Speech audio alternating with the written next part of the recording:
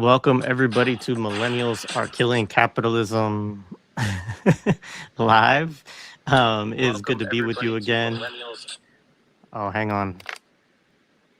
Let me I'm gonna mute you for a second, Stephen, because our audio is coming through on your end too.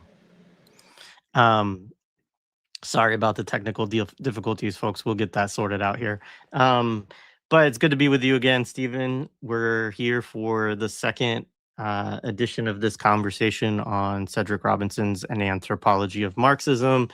Today, we primarily read the second chapter, which is called The Social Origins of Socialism and Materialism. We read a little bit of that in the end of last week's. Went over a little bit of that in the end of last week, but then we focused on all the rest of it here. And then we're going to start actually this week. Before we get into the text, we'll go through a couple of the comments. We had some really good comments last week, folks. Yeah, and feel free to engage us in a variety of ways. The comment section, though, we do read the comments, and there were a couple that we saw that we thought we wanted to kind of share and respond to before we move into the discussion, and we'll continue to kind of do that on a weekly basis. So if people have things that they want to raise as questions, critiques, just general comments, if it's something that we can we can respond to, or we should respond to, we will. So we'll get into that first. So I'm going to share my screen here so everybody can see this. It's from Mtume. So shout out to Mtume, my co-host over on the Imperial 80s. Why am I not seeing the tab? There we go. All right, here we go. So maybe a little bit difficult for people to see this, but I'm going to read it out. So Mtume says, thank you both for this. You're getting me to read a text I've been putting off. Now, with that being said, my complications and challenges with the text so far are many, LOL.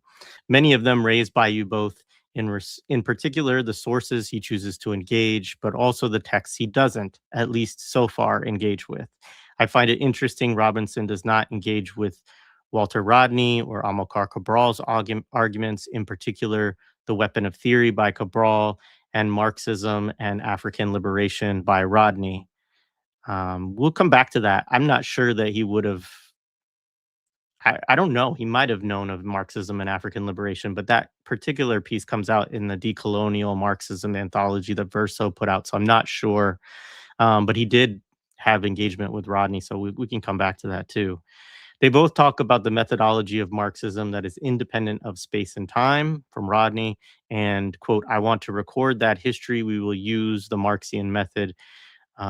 We will not be tied by the concept which arose historically in Western Europe when Marx was studying that society, Cabral. And thus, it's clear that Marxism shouldn't be a messianic label that makes us look at his work as a doctrine to be applied, but simply the name that has been attached to it because of shorthand. So there are strands in the Marxist scientific socialist tradition that understand Marxism as method and not as Marx's findings about Europe is how we should judge the rest of the world. Now, I'm sure another answer would be, well, Robinson has issues with the method because of its historical development within European history. And I'll say, well, I see Robinson making critiques of that development through certain Marxist texts. And honestly, I did so far some of those texts he skips over some things. There are a few texts by Marx that he doesn't engage with, so far at least, that answer some of his provocations, like The Dialectics of Nature by Engels, and another is Marx's dissertation about Epicurus, where he explains his ideas about materialism and why it needs refinement. Like many of Robinson's questions about the base superstructure heuristic can be answered in other Marxist texts. It presents as if no answers to these questions exist, and that's to me not true, even leaving Marx and Engels themselves as stepping towards their latter interlocutors outside of Europe, right? Even leaving Marx and Engels themselves and stepping toward their later interlocutors outside of Europe. But my grander point really is the idea Robinson proposes on page 16 that this might not be the last socialism. And to me, this is what I'm taking so far, that Robinson's provocation comes from a place that he believes Marxism, scientific socialism to be static. And frankly, if it's from the Western Marxist framework, he'd be correct, as not scientific socialist, but Eurocentric nonsense. LOL. But the revolutions under scientific socialism have taught us that when applied, you always get a quote new socialism, because they are always site specific. Um, and this is what Cabral, Mao, Rodney, and I truly believe Marx as well teaches us. So Robinson is right and wrong in the same provocation, uh, uh, at the same time in provocation. And from my standpoint, he's starting out with a false calculation in some regards. But yeah, I wish I could be more specific on the text, but time is limited. Would love to be in convo with you all and community on this project, and looking forward to continuing the read. Um, so that response, and then Alchemy, who many folks have probably seen on Saturdays with Renee and some other things, who also, has been a part of disseminating some of the work of Luna Oy, which people may be familiar with, who translated the Vietnamese Marxism, Leninism books, basically on philosophical and dialectical materialism, and then also on historical materialism.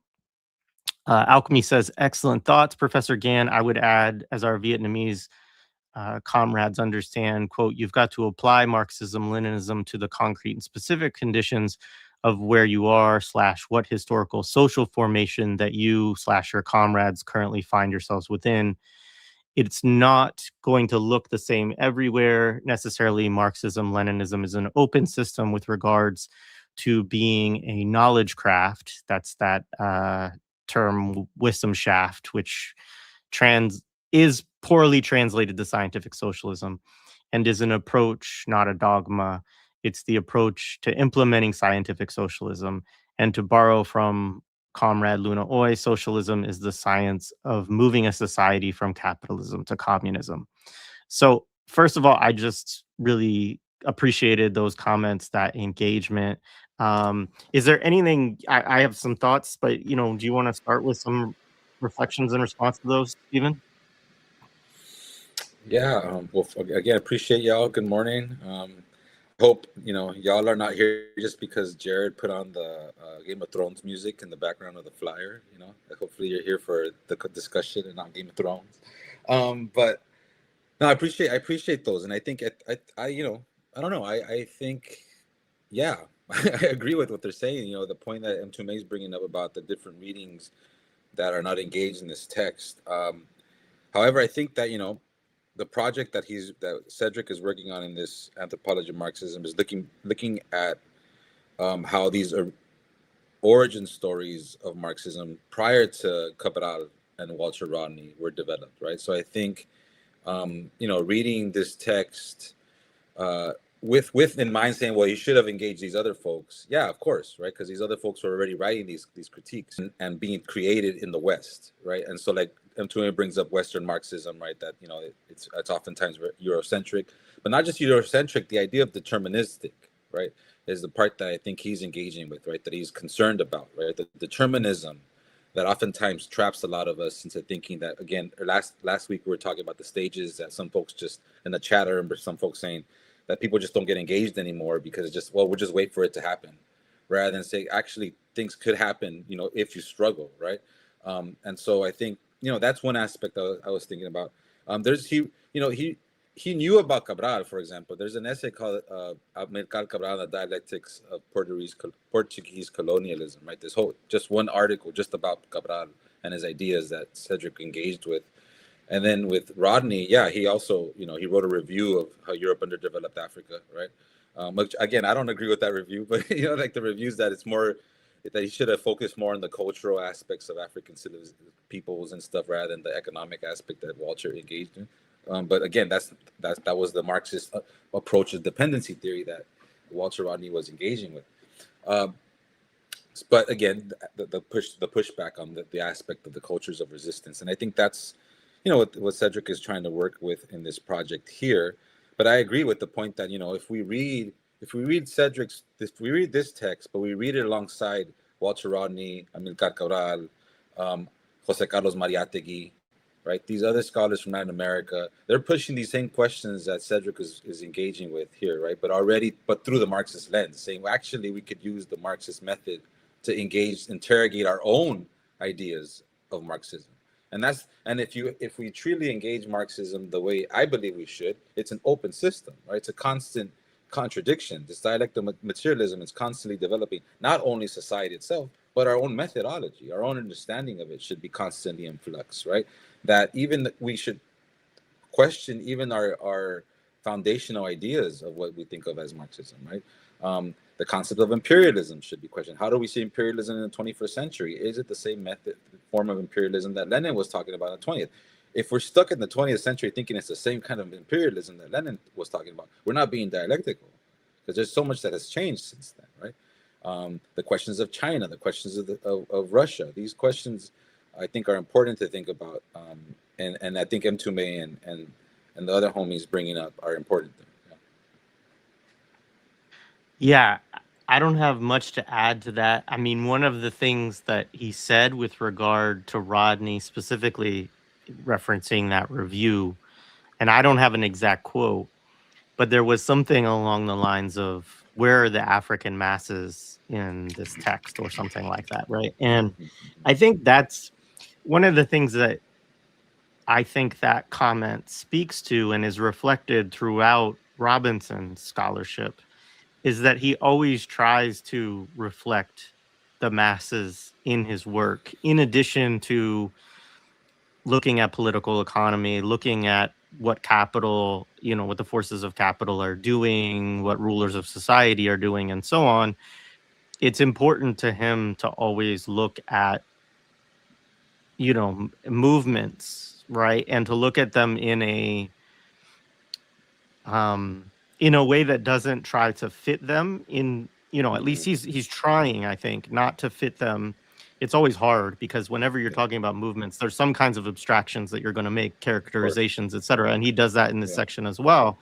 And I'm not conversant enough in that history, right, to say, well, is he right or wrong about some of the ways that he's characterizing these peasant revolts or these women's movements or things like that, right? But he's attempting, right, to include that social history. And I think, to the point that you're raising, I actually think the Cabral, the Fanon, more engagement with Césaire and so on, people raise that concern about Black Marxism as a text as well. And I think it makes, in some ways, it would be a different book, but I think in some ways it would fit more there than it would here, because the project of this specific book is, he is, where I agree with them, to me, is I think that looking at those other places also shows that these questions are also addressed within the history of what we call Marxism, right? And so that's where I totally agree. But I do think, if you're looking at, where does Marxism come from, right? What are the social histories, right, that produce the strains of thought that get distilled and sort of set out as a methodology or a science or whatever we want to call it by Marx and Engels, and then elaborated by others after them.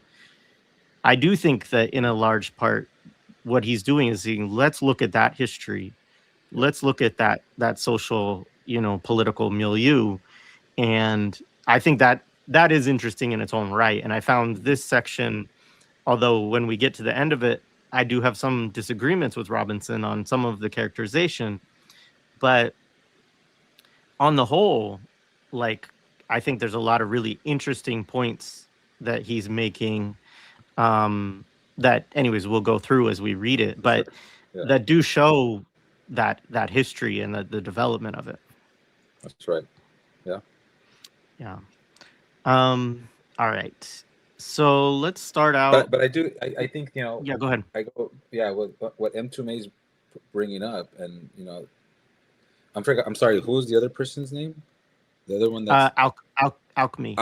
Alchemy. Yeah, Alchemy and Mtume are bringing up are, again, this, encouraging us to read this tradition, right? These folks, like the fact that there is a text coming out of Vietnam, we should definitely be engaging that text. I'm so happy that that exists, right? That we're able to even engage it, right? Because it's been hidden from us for so long. And the fact that that text from Walter Rodney, again, that's something that just came out of the decolonial Marxism that didn't exist before, right? That a whole new generation of us will be able to read. It's just a moment where I think about folks that, for example, when the prison notebooks were printed out, that it didn't exist until like the 70s and 60s, and people were finally able to engage what Gramsci was saying, right? I think the same thing today with Walter Rodney and the Vietnamese, right, comrades, that there's this text that we're now engaging that could push back on a lot of things that were written before, right? And so I think it's important to I'm really happy that they brought those up. Yeah, no, me too. And one of the things that's interesting about Robinson, which too, but like I was talking to, I'm trying to remember the guy's name, but one of the guys who went into Elizabeth and Cedric's house to do the archival, like to collect things, right, and talk to Elizabeth about the archives and stuff, and he'd be like, one day I'd just sit down and looking through his copies of Monthly Review, right, and reading his annotations on like Samir Amin's, articles in there and stuff like that. And so I do want people to understand that he did engage with and was influenced in different ways by some of these people that we would think of as third world Marxists, right? Why he doesn't emphasize that more within his scholarship, I think, is an interesting question. Yeah. But he was aware of it. It wasn't like and he did, I think, appreciate contributions within it. And as you've talked about, like he's written a piece about Cabral, he's written a piece about Fanon. He does, but those figures are more absent from some of his work. And to a point Josh Myers made once, if you look at it, about 2/3 of his work is actually about Europe, and so even though he has these critiques, like a lot of it is focused on these European elements of the tradition. Yeah. All right, well, let's dig into this section. So we started out this week with, let's see, where are we at for the beginning? So we had covered the first section of this chapter, right, which was the origins of materialism. Yep. And now we're moving on to the section on the feudal order and the medieval bourgeoisie, right? So again, he's making this intervention or this argument that there was bourgeoisie before the actual bourgeoisie that we oftentimes think about with the French Revolution, right? That there was a bourgeoisie in medieval Europe, right? That there was older conceptions of materialism found in the history of the Roman Catholic Church. So he's really, at this point, he's saying that for us to look at the materialism that emerges, remember last week we were talking about classical materialism and historical materialism. And he's that, well, before even classical materialism, there was a materialism as a response to the Catholic Church, to the Roman Catholic Church. Right? For me, as someone that grew up Catholic in a Catholic household, this is an interesting chapter, right? Because again, like you think about a lot of us from Latin America, our families are entrenched in Catholicism, and a lot of us come to opposition to it when we learn our history and we learn about what Catholicism was, how tied it was to colonialism. But then you start to learn about like liberation theology, and then you start to like reconcile aspects of this religious tradition. But again, that's a very small, minute section of history in Latin America that then gets destroyed, through counterinsurgency. But reading this in relationship to those past memories that I have as a child was interesting. All right. Yeah, no, absolutely. Somebody asked a question, do I think that the book would be more accurately titled if it was titled An Anthropology of European Marxism?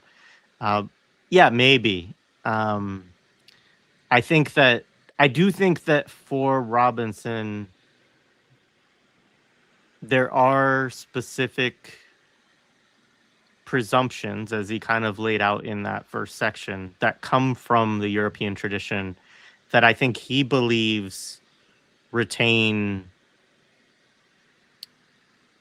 retained in the method, right? So as Antuni was talking about the question about the method, and I think that's where I would disagree probably, or I would I would say they can also be critiqued from within the method or something along those lines, because certainly we see, and we can come back to this later, but like we talked about it quite a bit last time, so I don't think need to belabor it, but we see examples of people doing the things that Robinson talks about, right? Like within communist parties, within Marxist organizations, taking the kinds of positions or having those like very deterministic or stagist views of things. That happens by people who call themselves Marxists and who are in Marxist parties and organizations. And sometimes those lines even become dominant in certain parties, and it becomes a problem for the ability of those parties to connect, right, with the masses or the working class or, whatever, right, the people that they want to organize. And so I do think that that's there. My feeling on it is that if you're aware of some of those things, then you can correct them, or you can try to take a different line, take a different position. And I think that there are great historical examples of successful revolutions in doing that, right? In not completely, right? Because these are long struggles, but in addressing some of these issues and these problems. And I think ultimately that's the place it has to happen, right? Is through the messiness of organization, struggle, revolution, and so on, is kind of the stance I would take on it. Yeah, and I think remember, if we go back to his Black Marxism and this one, right? It's like he's already arguing that Marxism emerges in Europe, right? That's just already a given. Yeah. Um, and so, for me, as someone that engages and upholds the Marxist tradition, I have no problem with saying that. That's the problem to me. People get really upset about it. Oh, it's Eurocentric. What emerges out of Europe? What do you want to do about that? Like, ideas emerge. So what? It's still a good idea.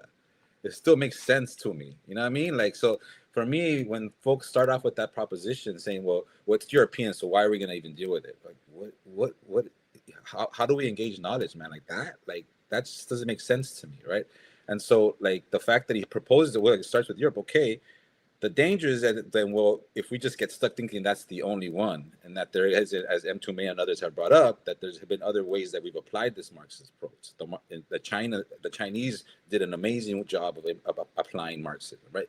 That's what we need to think about. How then is it applied in different ways, in different concrete situations, as the homie Alchemy was bringing up, right? So I don't think there is necessarily a point to add that part, the European Marxism. It's just that's where it starts, and that's what he's looking at, right?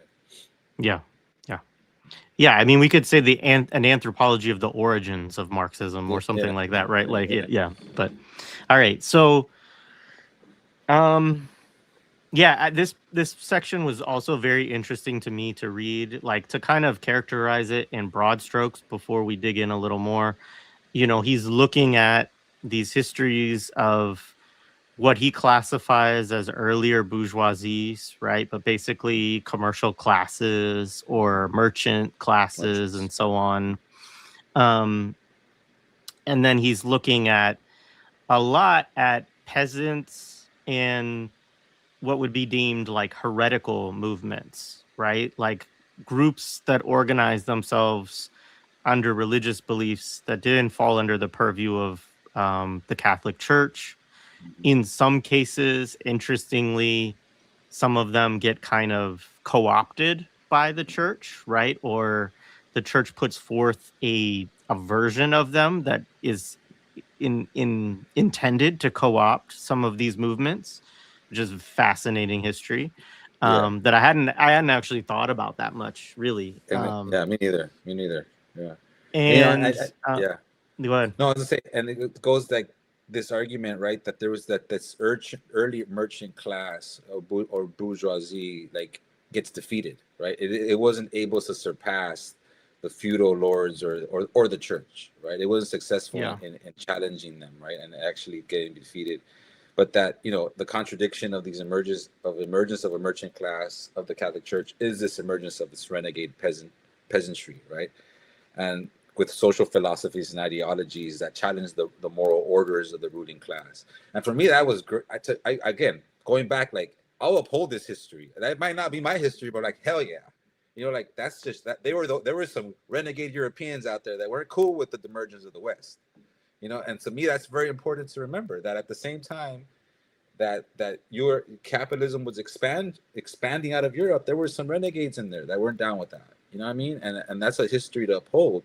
But I think that what he's trying to get us to think about, that there was already an emerging, proto-materialist critique out of this period, right? Yeah.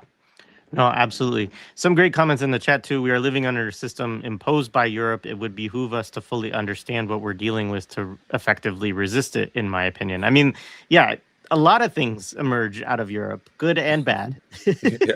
yeah. But capitalism, right, is also one of them. And so, a critique of it from inside of it, right, is it has value as well, right? So yeah, a couple other notes in this early section. He does bring up which is classic Robinson in some way, is to refer to Europe as a colonial Asian backwater. He's like, yeah, it claims to be such big shit, but it's not. But this is an important moment to think about that because of Marco Rubio right now, that speech. Yeah. Right? That speech that he just did. All of us are like, whoa, dude, this guy's going 100% colonial now, Like, he's always been, but like, he's letting it out. But this history that he's creating, this fabrication of the West, right? That Rubio's propping. This is exactly what this was talking about.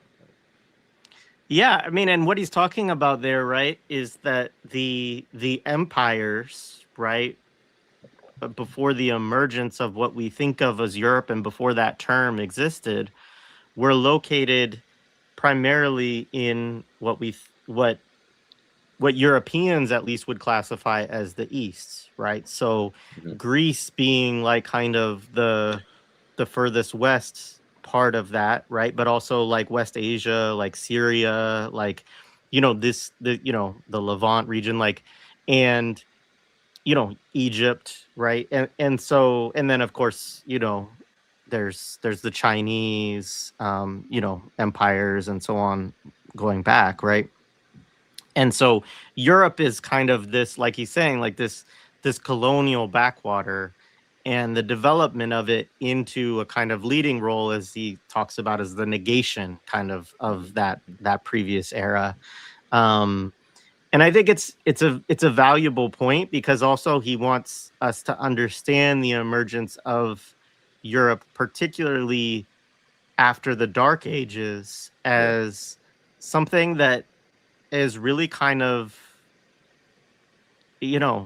weird and particular, right? You have these people who are basically like cut off from the world, right? Kind of reintegrating, and even talks about how the little bits of knowledge that they kind of retained were kept in like monasteries in like England and Ireland, and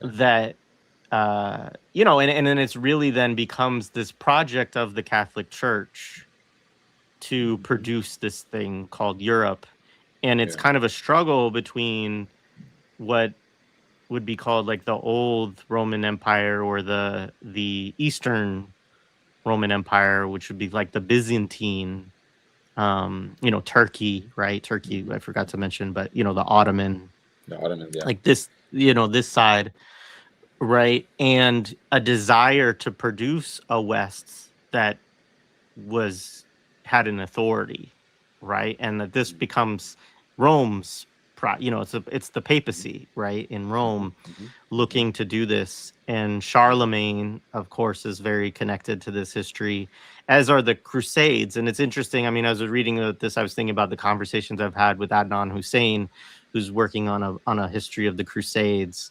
as this really important, era for the development of early days of capitalism, settler colonialism, as well as Yeah. the mentality of the West vis-a-vis the East. And he kind of talks about that as well, right? Of like this, that that one of the ways that the church dealt with these renegade peasants was to try to produce an enemy in the East and to tell them, you have to go attack, you have to go kill these people because they're raping, Yeah. Christian women in Yeah. the East. Yeah. Same logics of today, man.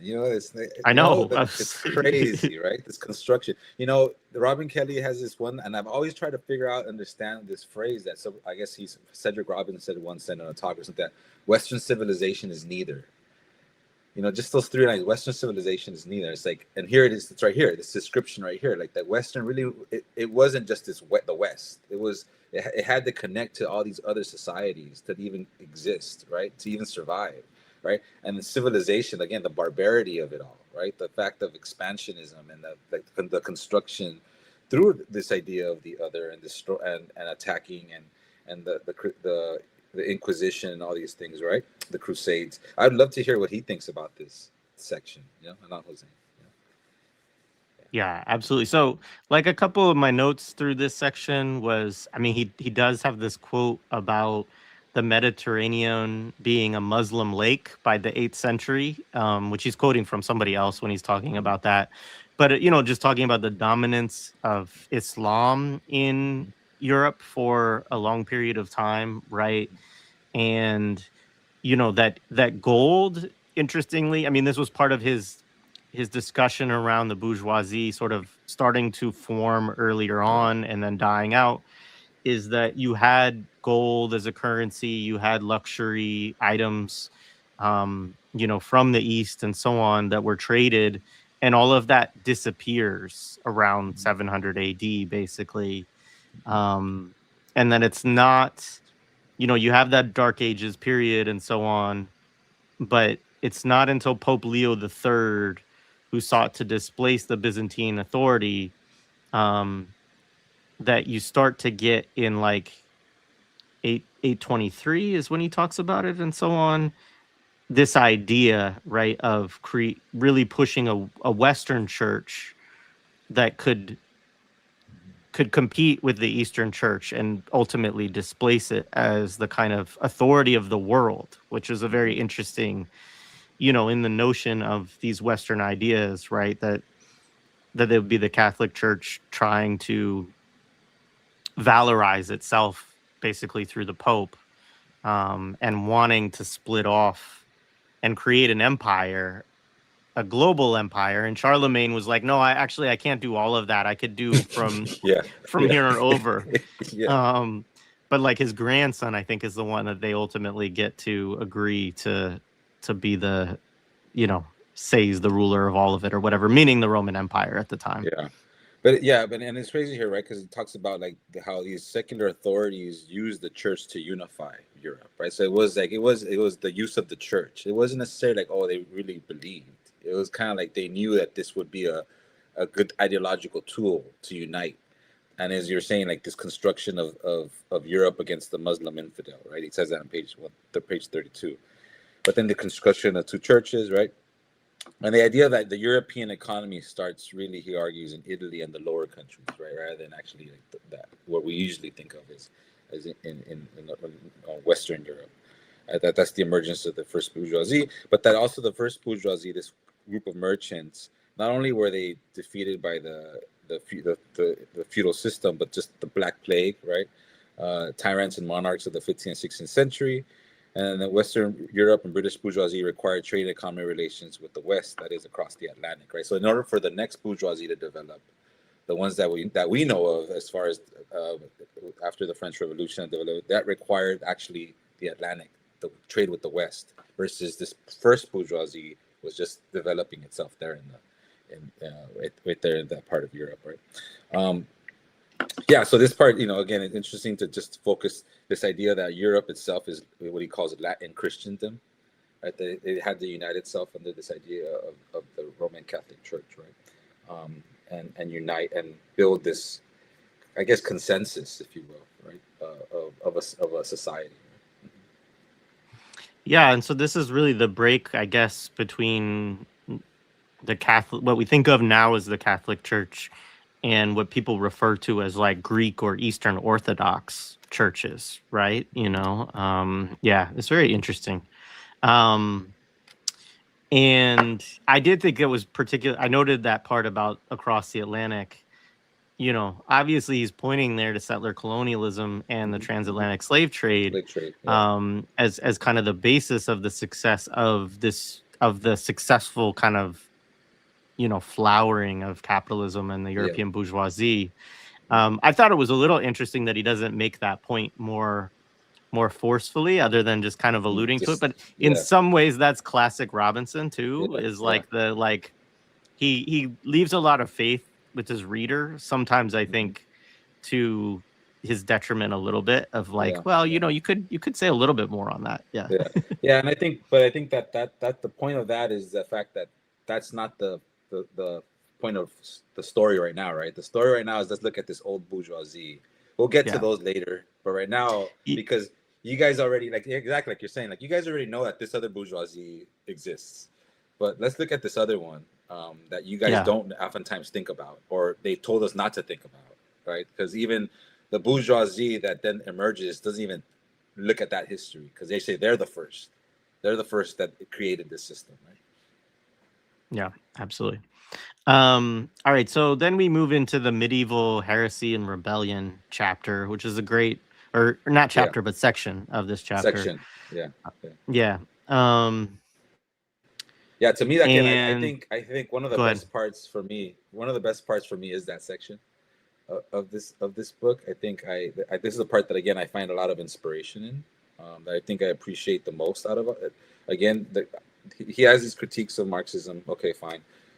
But for me, it's like, okay, this history that I think we need to hold, it's for educational purposes, right? For popular educational purposes. How do we teach folks about the contradictions of the Roman Catholic Church, of the church itself within Europe, right? Because usually when we think of the of, of its critiques from the perspective of that I grew up around, it's oftentimes colonialism in that America. That's where I come about. That's how I come to terms with the critique of the church, right? I'm sure other areas it could be other critiques, but for me, that's usually where my critique comes from. But here is showing us that there was already these radical heretics and peasants way back then pushing back against this church before it even expanded to the West, to the Americas, right? Yeah, absolutely. Yeah, and I mean, I did do a semester in Ireland in college, and it Mm-hmm. was. I mean, there's a lot of really interesting history in Ireland about Mm-hmm. the erasure or destruction of all the kind of indigenous peasant communities and religions and society and so on. Um, but there's also just like the the Catholic Church is such a powerful institution there. It's similar, and yet, yeah, I mean, and it does have its critics, right? And it also has a very strong political role, right? And like social role, right? In terms of it wasn't until a couple of years ago, or a year or two ago, that they were able to get finally access to abortion, right, in Ireland, because of Oh the shit. role of the Catholic Church. And it took like a very long struggle to get that right. So yeah, absolutely. Um, so he does this thing of these four orders I wanted to talk about. So he has the mendicant or begging orders, the penitents devoted to poverty. They were not a first cause, but a reaction, the church's reaction to a Reaction. social phenomenon which threatened to destroy the Roman Catholic Church. Um, oh, I blanked on the other. I didn't block out the other or Was it the catch the other Franciscan and couple of them. Dominicans? I think so. I know they Yeah. will. I know those Yeah. come up as well. Yeah. Yeah. Um, yeah, there's the Franciscans, the Dominicans, the Mm-hmm. Carmelites, and the Augustinians. Mm-hmm. And he's talking about how the church institutionalized a variant of socialism in these forms Yeah. at the beginning of the 13th century, in the midst of social, political, and ideological upheavals, which would endure for a further 2 centuries, right? And this is really interesting. I mean, we'll go back to this history a little bit more. He's sort of presenting us first with like what happens before he gets into like the struggles that produce that. But it's interesting in some respects because a lot of what Engels and Marx, I think, are critiquing are these like sort of church institutionalized or maybe not institutionalized fully, but kind of like church related movements around socialism. And, you know, Robinson is looking at the forms of socialism, if we want to call it that, right? That the Catholic Church ends up producing these orders to co-opt, essentially. Yeah. Yeah.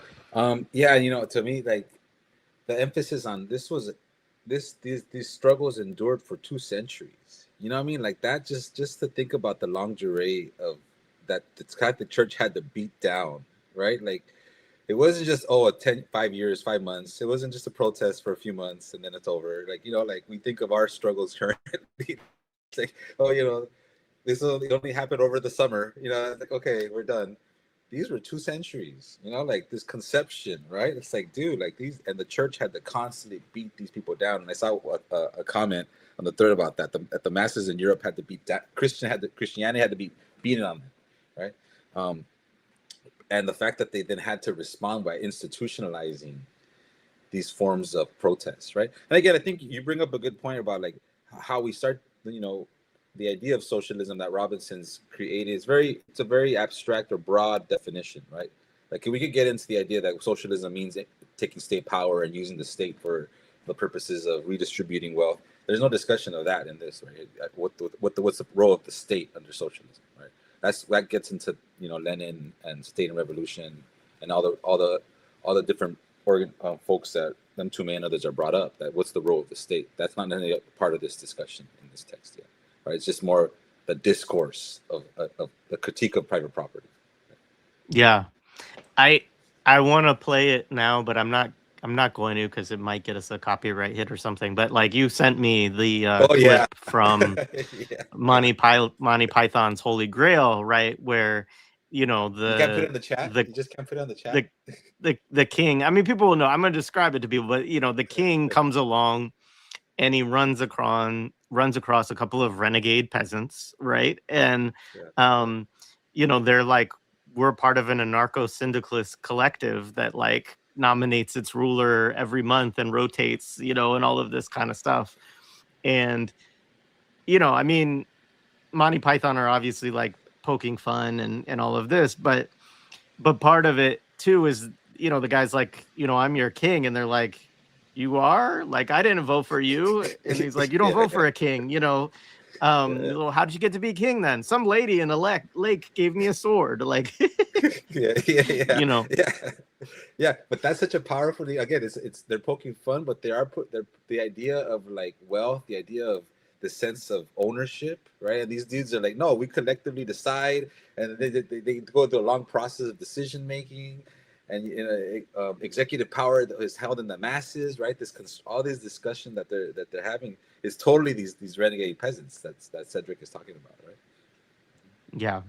So one of the things he cites, right, is Rodney Hilton, who's one of the scholars that he uses throughout this.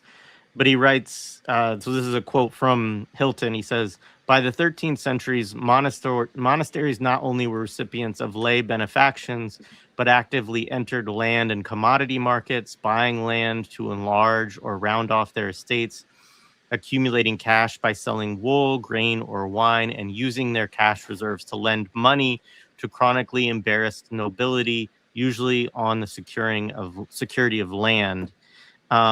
And then Robinson writes, such was the result of the Carolingian stratagem of European reconstruction.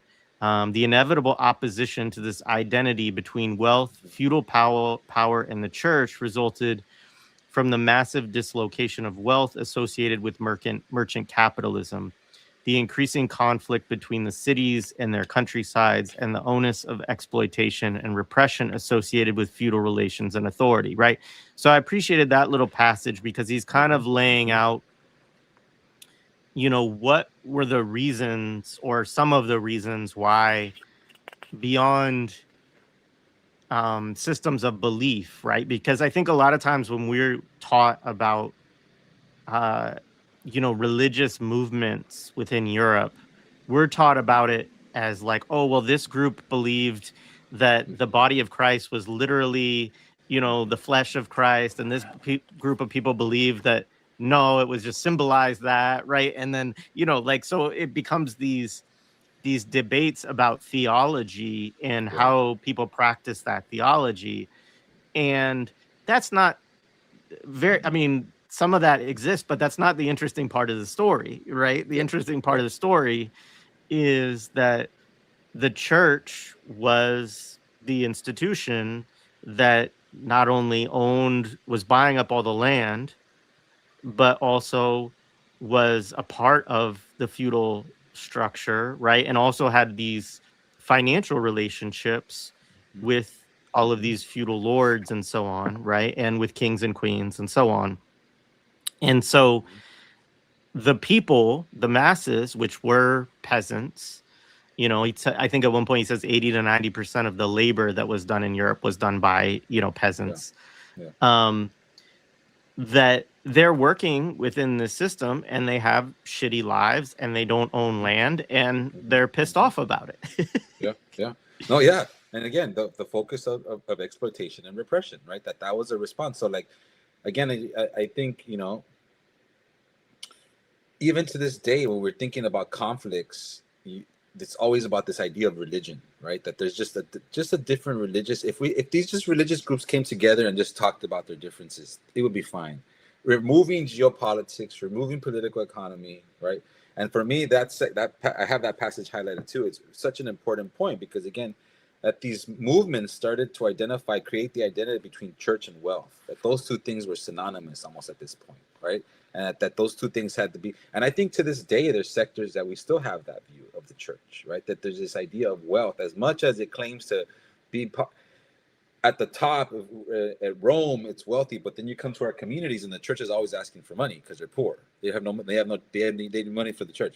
But we know that this institution owns gangs of property around the world, right? The wealth, it's still tied. So it still exists to this day. Yeah. But that in this moment, you start to see that these different organizations or these organizations of people of sex start to unite with the idea, like he says, that it might be cloaked with religious iconography or ideas, but really it was this material basis that was shaping these responses, right? This misery that was being developed by the church itself. Yeah, and he goes on to go through this history from like the 11th and 12th centuries of all of these floods and droughts and just like basically conditions that would produce misery and death and the inability of people to feed themselves, and basically points out that even with all the wealth that was being amassed by the churches, there was nothing, they weren't able to provide any relief to the people who were starving, right, as a result of these, natural disasters. And I mean, that was really interesting to read, I thought, because it's also a component of the so-called Dark Ages that really we don't hear about that much, which Robinson does go back to in some other things. In Black Marxism, I remember he has like either a footnote or a passage about Europe being one of that cannibalism was that there was human meat markets basically in the Dark Ages, right? And you wanting people to understand that like these European charges of calling other people cannibals, like that came from their own history, and so the response then to all this calamity and misery are these mass urban and rural peasant rebellions, right? And what he calls them, that they start to identify as becoming class wars, right? That these are class wars, right? And then so there's all these different rebellions that start to emerge, and so it's like here's a quote for someone here, and then in the 1110 peasants of the Bavius burned burned forests belonging to their bishop. In the Bray region, peasants set fire to the suburb of Poix in 1112. The peasants of Pointu invaded St. Riquer in 1125. And in Cambrias, a Castilian was stoned to death in 1127. At the other end of Europe, in Galicia, the bishop of Sahugan had to confront an uprising of field workers and little people in 1110. So he just starts mentioning all these different rebellions, right? All these different uprisings, and actually, like, getting these people are being killed. They get these bishops and folks are being destroyed, right? But again, it was a response to these conditions that were being developed by the church itself and the natural environment, right? Yeah, so he says on page 41, right? The peasant as well as the urban rebellions of the 13th century were indisputable class wars, even in the eyes of contemporary chroniclers, right? So even that the folks that were writing at that time were recognizing that these were class wars, that these were wars based on because of the impoverishment and immiseration of the groups, right? Yeah, then he says, okay.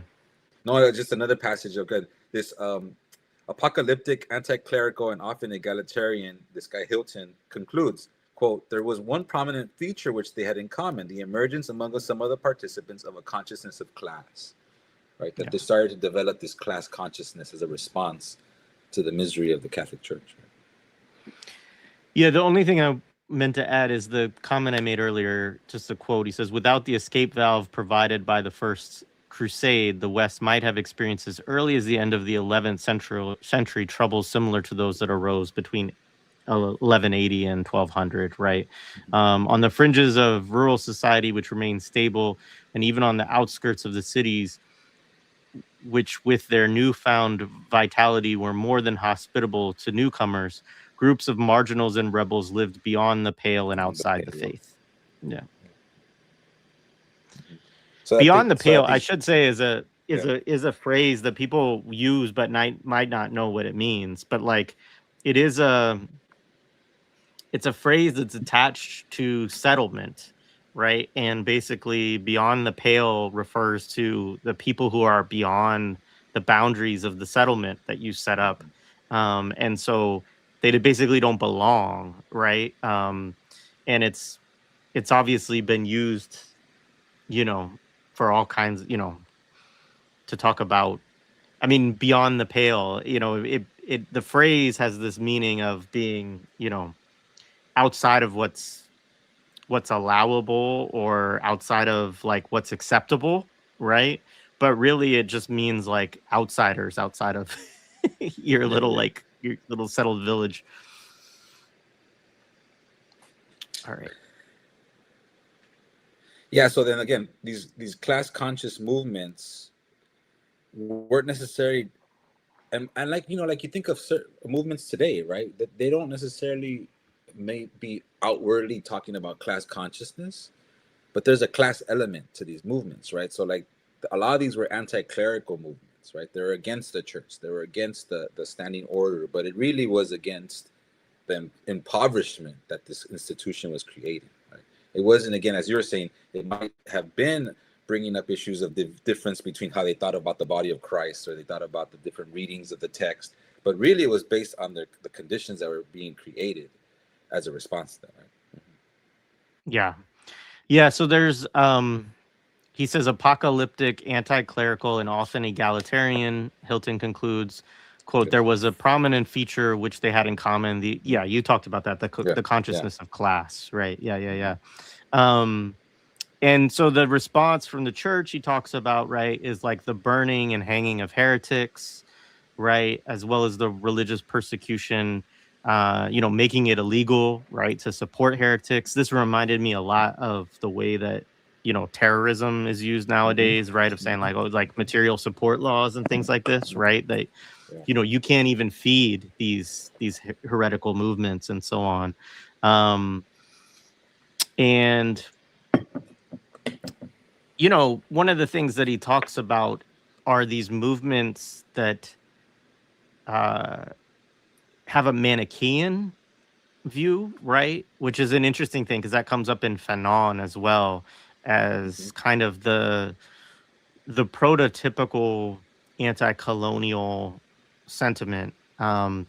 And so just to explain what that is within Europe, because I hadn't really spent a lot of time, I knew what the phrase meant, but I haven't really looked at it as a religious movement. Um, they thought that the world that they lived in was hell, right? And so they had to fight against it essentially, right? And um, that basically they lived in the world of Satan was essentially the way that they thought about it, and um, that they had to I guess win a war against Satan, right, in order to get to heaven, like something along those lines, right? But very that Manichaean often is used to refer to this very strict, like dualistic notion, right, of evil and good. Um, but literally, these folks, like, their belief system was like, no, we're in hell, which is interesting. It made me think about, we use that phrase nowadays sometimes when we talk about how Yeah, bad things are getting, right? Like yeah, we're in hell. yeah. Um, but yeah, that was one of the elements of one of the religious movements.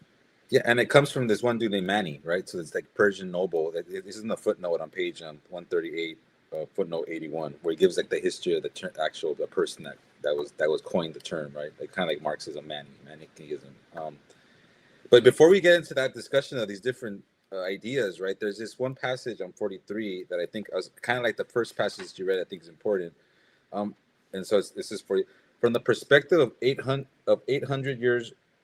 From the perspective of 800 years or more, the oppositions to feudal rule can be said to have assumed two discrete forms: a heretical attack on the church and revolutions against the ruling classes, and each achieved a socialist discourse. Nonetheless, to their contemporaries, particularly those who left their impressions in documents, letters, legislature, decrees, chronicles, and the like, the notion of heresy concealed different social and ideological origins. Right. So again, like there was never a discussion of the socialist discourse. It was more seen as heresy. Right. It was just that's what it was. It was just against the church, really. But it was all these other things. And you think about it today, right? It's like the war on terror, the war, anti-communist discourse. It's like, oh, it's an attack on democracy. It's an attack on freedom. It's like, no, it's the conditions y'all are producing that they're responding to, right? It's not this idea that you're saying that they're against, right? But again, the fact that this the literature that was left or the narratives that were left, you have to read against the grain to understand what was really happening, right? Because the way they were describing the opposition was seen as, again, heretical, um, beyond the pale, as you just said, right? Yeah. Yeah. So then he goes into like some of these, the carriers of this Manichaeanism or Manichaeism. dualism, and talks about, where it came from, that like pilgrims brought it on the Great Imperial Road from Belgrade to Constantinople, which took them through the heartland of Paulician dualism. More importantly than these causal carriers of the Eastern heresy were the Crusaders, who encountered dualism both in the Balkans and in Asia Minor. But he goes like he's going back and forth between different scholars right here to see like different interpretations of this period. Mm-hmm. He has this quote that I was to see what you thought about, where he talks about, he quotes Marx, right, on page 44. He's like, Marx had declared in 1844 that, quote, the criticism of religion is essentially complete, unquote. But here, some 8 centuries before, a quite different criticism of religion had made its appearance. Instead of a philosophical school of rigorously trained scholars exposing the ideological cover of the state, we find peasants and some drawn even from the enslaved taking a stand against a religious estate which constituted an apparatus of actual power. And rather than the rigors of academic arguments and refutation, these men and women braved torture and death. They understood the risks and quite frequently went to their deaths proclaiming the rightness of their faith. Right. So again, like showing, like, again, he's kind of making the claim that he made about socialism, right? That the construction of like, oh, y'all were critiquing religion. This was happening way before. Like there was already a different mode of resisting this institution way back then, right? And 8 centuries before Marx even was saying. Right? Yeah, I mean, I don't know how I feel about all of that. I mean, Marx comes from this secular, these kind of revolutions in secular thought. And Yeah. I often think that is a little bit of a problem for Marxism. Like it produces certain challenges for Marxism because most of the world is not secular, right? And Yeah. so, like, as much as I tend to kind of agree with that viewpoint myself, um, I do think, and this is one of the things that's interesting within this book as a whole, and interesting, I think, just for people who have a scientific socialist orientation to grapple with, right? Is like, Yeah. what is your relationship going to be with religion and spirituality and people who, view things as partly ordered by things that are beyond our comprehension, and Yeah. so on. Yeah. Um, and I think that is something that Robinson sees as an issue in his own way. But at the same time, like, I do think that or movements that take on a religious character in order to attack, right, certain orders, there are also all kinds of problems with them. And that would be the same with the era that we're examining here, right? Is that a Mm-hmm. lot of the things that these people believe, right? We would say, well, that's crazy. Like, I don't actually Yeah. Yeah. believe, Yeah. Yeah. I Yeah. don't actually believe that, right? Like, I don't Yeah. actually agree with that. And so I do think that's where, you have to also have some humility when Yeah. you're involved in struggles or That's revolutions right. and so on, right? To say, okay, well, who are the different forces that we can work with? We don't have to agree with them on everything. We have to figure out how we could negotiate or, Yeah. um, work together, right? And what might that Mm-hmm. work together look like? Mm-hmm. And how do we do it in a way that, that we can work together, right? And that's a Yeah. big challenge. And I think, you know, not to jump too far ahead historically, but I think within, like, the Russian Revolution, if you read Lacerdo's book on Stalin, this is one of the things that the Russian Revolution had to deal with, is that it Yeah. had groups that thought that when the revolution came, that literally heaven would be produced on earth, right? Which is this kind of thing that we're talking about, this messianism, this Mm-hmm. Mm-hmm. Manichaeanism, right? They thought that the Mm-hmm. revolution, that, okay, we're in heaven now, and what we've been taught about heaven is now everything will just be provided to us, or now Yeah. we can just live in peace and not have to deal with anything else. And it's like, no, like, we got to build tanks. The Nazis are coming, like, Yeah. Yeah. Yeah. Yeah. Yeah. you know, so I think that that's where, and as we get to the end of this section, that's one of the questions I have for Robinson is, we can uphold some of this history, and these movements are important because it's a part of human history and it's a part of struggle, but we do have to be honest that we can't all just go off and do our own thing, right? Which is kind of in some ways where we'll go throughout this. Mm-hmm. And I don't know that I consider that socialism either. But anyway, we'll get to that. Yeah. Yeah, and that's the tension that keeps on coming about, right? When we have states, socialist states, or states that are constructing socialism, and you hit movements or peoples that have different alternative views of the world that don't necessarily want the modernization of of socialist states, right? Like, what do you do with that? How do you confront that? How do you deal with that, right? Where, like, there's these huge debates about what's happening in China, and like, oh, China's doing certain groups certain things that they shouldn't be doing, because it's like, but there's these debates about how do you construct socialism, right? In I have an example when it comes, for example, and it has nothing to do with religion, but in Cuba, when I take students to study abroad there, we go to this area called Las Terrazas, the terraces. And this is this area that during Spanish colonialism, they pretty much deforested that's the area. They got rid of all the trees. It was just like that, deforested. And peasants then started reproducing that practice in that area. They just kept on chopping down trees.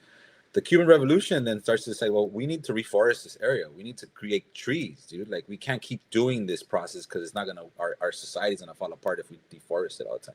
So they went to the peasants' communities and didn't displace them. They said, look, we will bring the schools, the hospitals to you, but you need to help us reforest this place, and we'll teach you how. Right? So the Cuban Revolution, instead of displacing people, brought schools and institutions to this area. And now this area is an independent operating area called Las Terrazas, the terraces. And it's a beautiful, lush green area. Millions of trees were replanted there. And my students trip out when we go there because it's like, this is what a revolution could do. It doesn't have to displace people, right? It could actually incorporate people into the project, right? With consensus building and actually bring doctors and schools, and this area is beautiful now, right? And so it's just a small example of what a socialist state could do in conversation. But again, there's been other examples where that doesn't work, right? So like these contradictions exist, and I think that, again, this has nothing to do with the religious aspect, but just how do you engage communities that might see things differently? With the peasants in that moment were like, no, this is what we do. We've always chopped trees. We need it for fire. We need it to build things. What are you talking about? And like, no, we're gonna bring you all stuff. We're gonna help develop this place with you involved, right? And now the people that live there are historically the families of those people that were there before, right? So these are examples of things that, how do you do that, right? Yeah, no, it's a great example, and I think that, for me too, the point about religion is that these religions often they incorporate social doctrines, right? Like, they incorporate ways that people are supposed to relate to each other, things that they are supposed to do and things they're supposed not to do, and so on and so forth. And look, some of those doctrines can be fairly progressive. There's an interesting note at one point, actually, in this text about one of the church that I grew up in was influenced by one of the religious movements that he talks about in this section. And I never really knew much about that history or that specific kind of socialistic aspect within it, even though I always experienced it as a socialistic kind of place. But there are also plenty of religions that teach very reactionary values, right? And so this is the thing too, is like, I think where I've landed a lot on the relationship, if we're getting into, and I know we need to get back to the text, but if we're getting into like building a society and all of that, right? There has to be some role in, if you're in a state and you have socialist power or whatever, there has to be some role of the state in managing like what religion can look like too, and I that gets really thorny for people, and it produces all kinds of contradictions.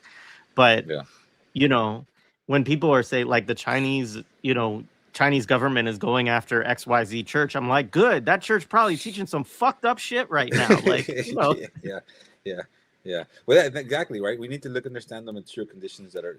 We talked about this last week when it comes to, for example, the Mexican church, the Catholic Church in Mexico, and during the Revolution, right, and the Cristero rebellions, and the response to that, or the church in Cuba, right, in response to the there's this thing called Operation Peter Pan that the church worked with the CIA to send a whole bunch of children over here, right?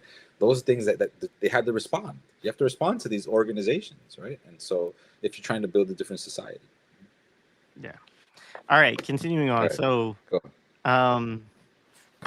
so one of the things he produces, or he talks about, which is really interesting, is millenarianism, right? So the issues that came up around 1000 AD, which this stuff also came around for those of us who are old enough. Some of you are too young for this, but year 2000, there was all kinds of weird stuff coming up because people thought like, and then what was it, like 2012, I think, was some people, Nostradamus predicted it was the end of the world and like all this kind of stuff. These like biblical prophecies, or not even necessarily biblical, but, religious prophecies. So basically, the idea was that 1,000 years since the birth of Christianity, it was generally believed that sometime between 1000 and 1033 AD, the world of pain and sin would be overturned. And And so there was all kinds of stuff that happened then, like when that didn't happen. Yeah, yeah, yeah. Right. You know, you think about those, right? You think how okay, so when I'm reading this, I think about our conception of medieval era, right? Which we really don't have a really good conception of it, because this is showing us, like, we think of, when I think of the medieval era, I think of dragons. Like, why? There's no dragons, you know what I mean? But these are the constructions you have, right? You think of, like, Game of Thrones, man. you Like, think of thrones, man. You think of Willow, come on, like elves, and like, there's, and I don't know if that there's something to be said about that, right? That when we have this construction of the medieval era or the Dark Ages, you have, yeah, Willow, Game of Thrones, or Conan, like these images of the past, right? But then you have these images of these millenarians, these dualism, these as just nut jobs, right? And that they're just here to destroy the world. Like, you think of all these movies of these post-apocalyptic shows now, like The Last of Us, the zombie movies. Paradise is another one too, the Yeah, Hulu right. series. Or Yeah. that one about the one that you open up your eyes. Like, what, I forgot, with Sandra Bullock.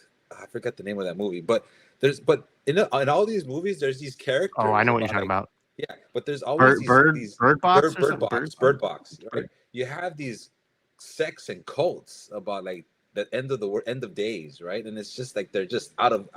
And again, I'm sure there that exists, but the way we construct these ideas are also just interesting to me. This, like, again, beyond the pale, right? That no civilized liberal person would believe this, as if the system that we have currently is anything but good, right? This is rational. Everything else is out of pocket, right? Right, and it's also very often like that the idea again that there are rational and irrational religions, right? That Yeah, somehow exactly, exactly, Christianity or exactly. Judaism, like that these things make sense. Yeah, And then yeah, when you go to yeah, this religion over here, like, no, that's crazy, you know. yeah, yeah, Yeah.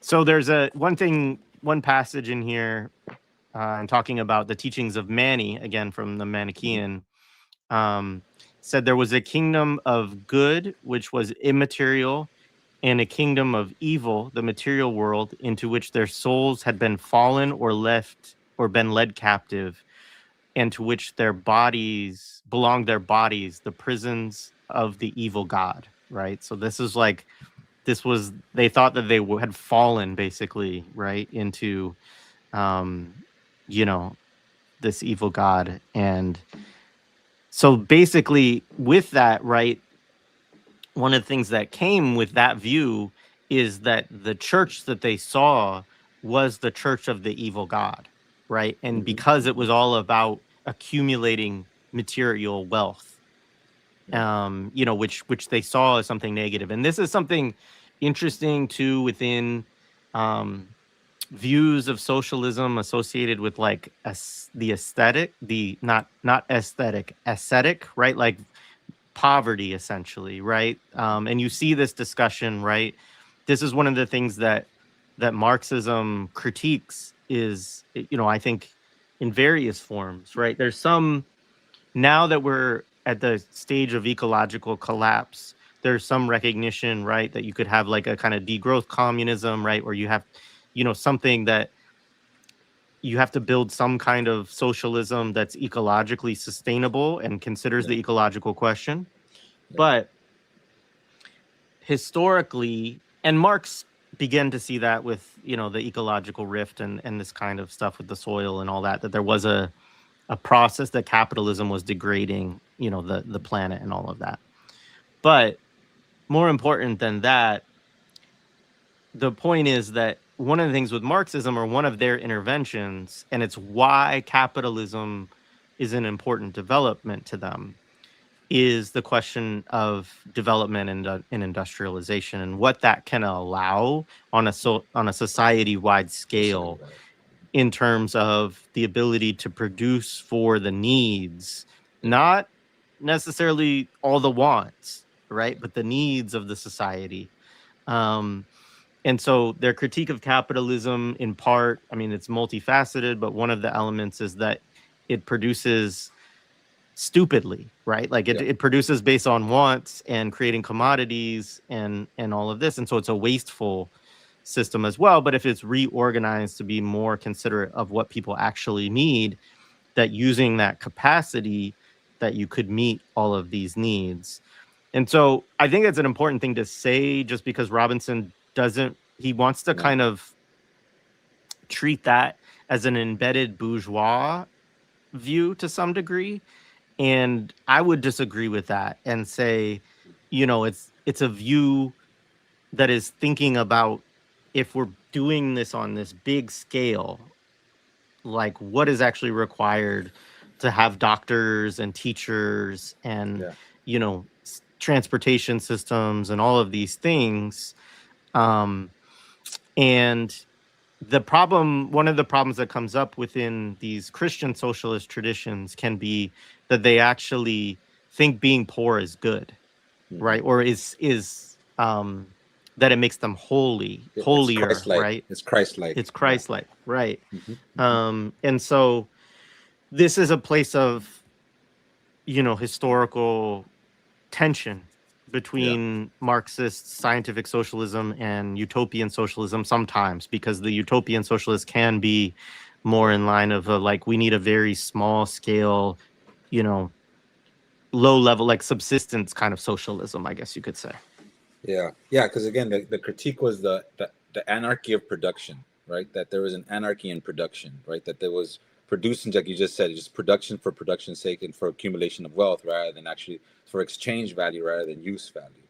And so the idea of capitalism then producing the conditions for us to have a state-planned economy. Again, that they're talking about the role of the state here again, right? That we don't get to in this book yet, to discuss in the book, right? What the role of the state is. But here in their questioning, because there wasn't a capitalist state fully formed yet, so our critique obviously is a critique of the capitalist state. Here is a critique of the church and its accumulation of wealth, right? And I think, going back to what you're saying, I think this is the problem too, that I think we have to push back on, is sometimes, and I think about my students and the conversation I had with younger folks about, they think that the state is what's accumulating wealth, not capital, right? And so that the problem is the state. Our enemy is the state, and the state is wealthy. The state is doing this. The state, as if the state's a social relation of agents, the building, organizing for the role for capital, right? And here in this text, those that he's talking about, their critique was this institution that we could say like the state, the absolute state, but here it was the church and those behind the church that weren't living in the ideas of what they thought Christ should be, right? That, and then there's this passage in 47, right? To live like Christ meant to renounce property and material things. In amassing wealth, the church had pursued an un-Christ-like existence. The instruction of Christ's life was in poverty, the renunciation of property, right? And again, like you said, I don't want, because that's been the conversation, again, growing up Latino in a Catholic surrounding. It's okay to be poor, right? That this is Christ-like, and it's like that's eliminating the idea that impoverishment is a social relation. It's not something that just be poor. No, like you're poor because there's the dialectical relationship of your impoverishment is someone else's aggrandizement and wealth accumulation, right? That's eliminated in this conversation of the Manichaeanism or dualism. Is not a dialectic. It's just two things separate, right? And so, but in this moment, in this era, right, it's kind of like, if we pull out of it, it's like, well, they had a right idea, attacking the wealth of this institution. The next step is, well, then what's after that, right? Right, the redistribution of it, or the redistribution reorganization of society with those. Exactly. Yeah. Right. The planned economy that we could have, right? Yeah, absolutely. And I mean, the point you raise about Catholicism is really important, because what you were experiencing was the incorporation by the Catholic Church of some of the pedagogies that are coming from these movements, saying, okay, if if these movements are teaching people that it's holy to be poor, and we're losing people to these movements and they're fighting against us, we need to convince them that it's holy to be poor, but you should be with us and we'll give you some stuff in exchange for that. Yeah, Right? yeah, Like we'll that's right. provide certain things for That's you right. in exchange for that. Right? So Yeah. this is where you get this kind of Catholic, which is a big thing. There's the Catholic Charities is like one of the biggest nonprofits in the world, I think. Right? But like, there's all of these institutions within the Catholic Church, that missions and so on. And yeah, some of it, of course, is still like kind of teaching, trying to evangelical, right? Convincing people to join. Yeah. But part of it is also based in this like long history of co-opting these socialist struggles. And it's almost like similar to how social democracy, co-opts socialism in a certain way, right? That's Where right. it's like, That's right. okay, well, we'll make some kind of agreement with you and you get to be holy, and we'll give you, you might have, like in social democracy, right? You might have a pension, you might have bigger social welfare, your wages might be higher, it's so on and so forth, but you're still going to be a part of this, capitalist world system. And if you're in the global north, then you're still going to be a part of your money will actually come off the rents of imperialism, essentially. Yeah, that's right. That's right. And in the church, in a certain way, it's like you're tithing, you're getting all this stuff, but if you're in need, they'll provide certain things for you and your family to help you get through. And there's a material benefit to that for people, right? Like that church does help them at different points in their lives, right? You know, people get scholarships. I mean, there's a big church near me, and like they do scholarships for people. They send people on trips. They do a lot of these kind of things, but it's like the redistribution's never there. Right, exactly. Like there's a lot yeah. that they're not redistributing, right? Yeah. And it reminds me of the conversation and this debate that it's not exactly the same, but it just gave me this connection. USAID, right? Like this construction of USAID that some people were really pissed off that they're eliminating it. Like, oh no, we shouldn't get rid of USAID. It's such an important force for good around the world.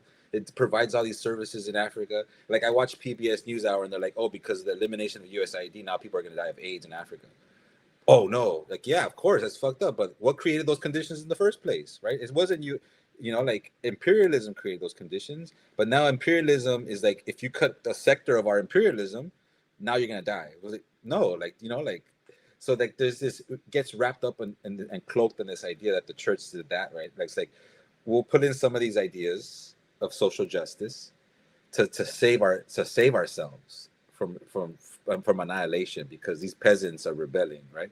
And so like there's that connection that we see how it creates the conditions of misery and then pulls in the response to those conditions of misery to say that, well, we could save you from your misery. It just goes in this circular argument, right? Yeah. I mean, they go in to talk. He talks a little bit about some of these communal movements and so on. But one of the other things that he talks about, in addition to like the persecution and the burning of like the heretics and all of this, so-called heretics, right, was also the role of women, which I thought was interesting. Of course, it's still the case that, well, I don't know what the case is, but even I think women, even in the Catholic Church, still are denied access to a lot of the roles and stuff like that, right? And obviously that's been something that certain Protestant sects have incorporated, right? As like, okay, well, we can have women ministers, and so on and so forth. But what he's talking about here is that they joined, uses Max Weber to talk about how they disproportionately large representation in the heretical movements of the 13th century, and that they were in certain cases allowed to be religious leaders or spiritual leaders within these groups as well. So it also, I think Robinson's just making the point here that it also, these groups also were incorporating other social demands, progressive social demands within the era, and giving a space for different movements to join them, or strong women to join them. And the terminology that they use is that they're either like basically sex workers or Fornicators. fornicators, right? Yeah, yeah, Or that there's something about they deny the company of men or something like that, which I'm like, oh, so they're lesbians? Is that what yeah. they're saying here? Or, You the, know, or there, um, there's this quote, right? Again, this is quoting the whores and spurners of men. You know, I don't know what spurn. Yeah, right. There's this spurners of men. quoting Yeah, that. that's what I figured. I Spurners of men. said it's, Yeah, it's like it's yeah, gotta be like women who want nothing to do with men. yeah. Yeah, but you know what he says there, right? That there's that the ones that were documented, because he mentioned some of them. He mentioned some of their names, but those were that they came from more affluent backgrounds. Some of the ones that were named, but that these other women that were being named those things were actually participating in communes and rebellions and heretical movements, right? That there was a mass amount of women in these movements, in these communes, right? In these heretical movements that you said they're oftentimes leading them, right? But that the ones that are documented in history, their names, and they mentioned some of them here, like Catherine of Siena, Dulciliani of Vigny, that some of these they were actually more an affluent class. So in a way, like committing class suicide in a way, right? Going against the terms of order at that time, right? But that again, a large sector of these communes and rebellions and heretical movements were led by women, and that's why they were being labeled these things, right? Again, the construction of just like the construction of the infidel, they're constructing women to be, what was it? What was that phrase again? Spurners of men, right? Yeah, hilarious. And of course, like this is before we should say, like, there are other books, Caliban and the Witch, and like there are other books that look at the, you know,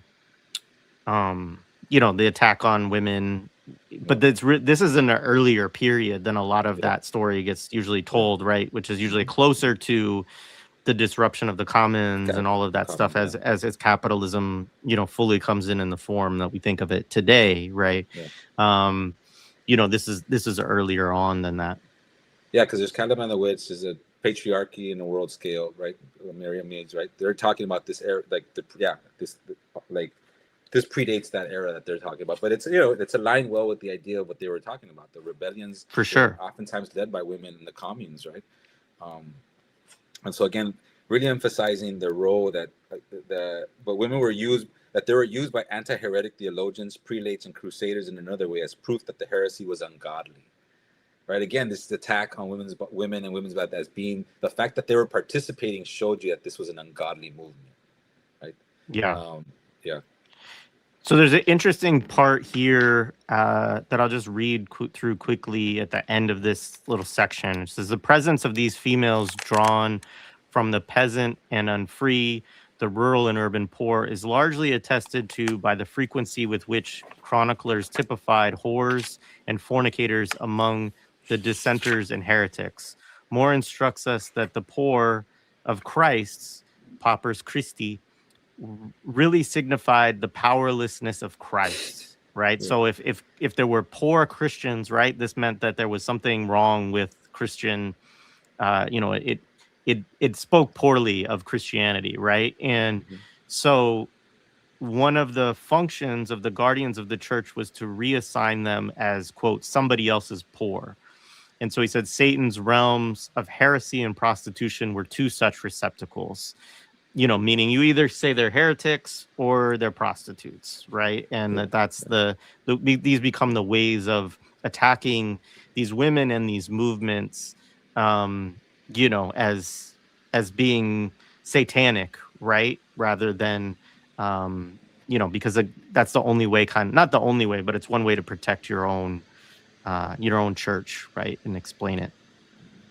And again, Um, you think about the popular culture of how we think of these constructions of the witch, right? The constructions of women's movements in that era, like the popular culture. If you're not reading this stuff, you think of that. My students, I think of my students. Like it's a religious idea. It's Satanism, right? It's not necessarily again material conditions. It's the ideas, right? That we really need to challenge. yeah. Um, All right, so then you have the section socialism and thought and practice, right? So that kind of closes it. He goes through all that history.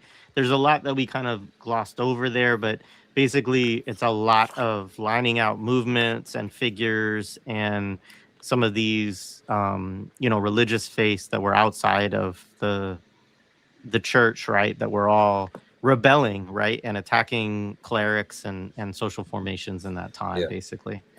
And I want to read the start of that section, right? So, it's this page 49. A religious consciousness, Catholic or Cathar, blanketed the elements of feudal and post-feudal socialism. Consciousness of class and the struggle against a ruling class, for instance, assumed an anti-clerical as well as a secular form and distilled from the millennium prophecy, apocalyptic, and then revolutionary expectations. Property was an issue of the voluntary poverty movements and as well in the peasant uprisings and urban revolts as an articulation of exploitation in the use of its of in the use, if not the ownership of the things labor produced. Right. So again, there was already this element that he says that, again, religious consciousness had a class element. Right. It wasn't just ideals. Right. It was also the class basis of revolt against the church and the feudal order. So this is interesting because this next section comes up against like the church that I was raised in here. So he says the idealistic impulse of religious consciousness was universalistic Christendom, making persistent demands on the church or its secular ruling class confederates, similarly congregationalists. And so congregationalism is a specific variant of Protestant thinking, right? And it's very interesting, like even as I was like researching it in part because this is what I grew up in the United Church of Christ, UCC, but it's a congregationalist.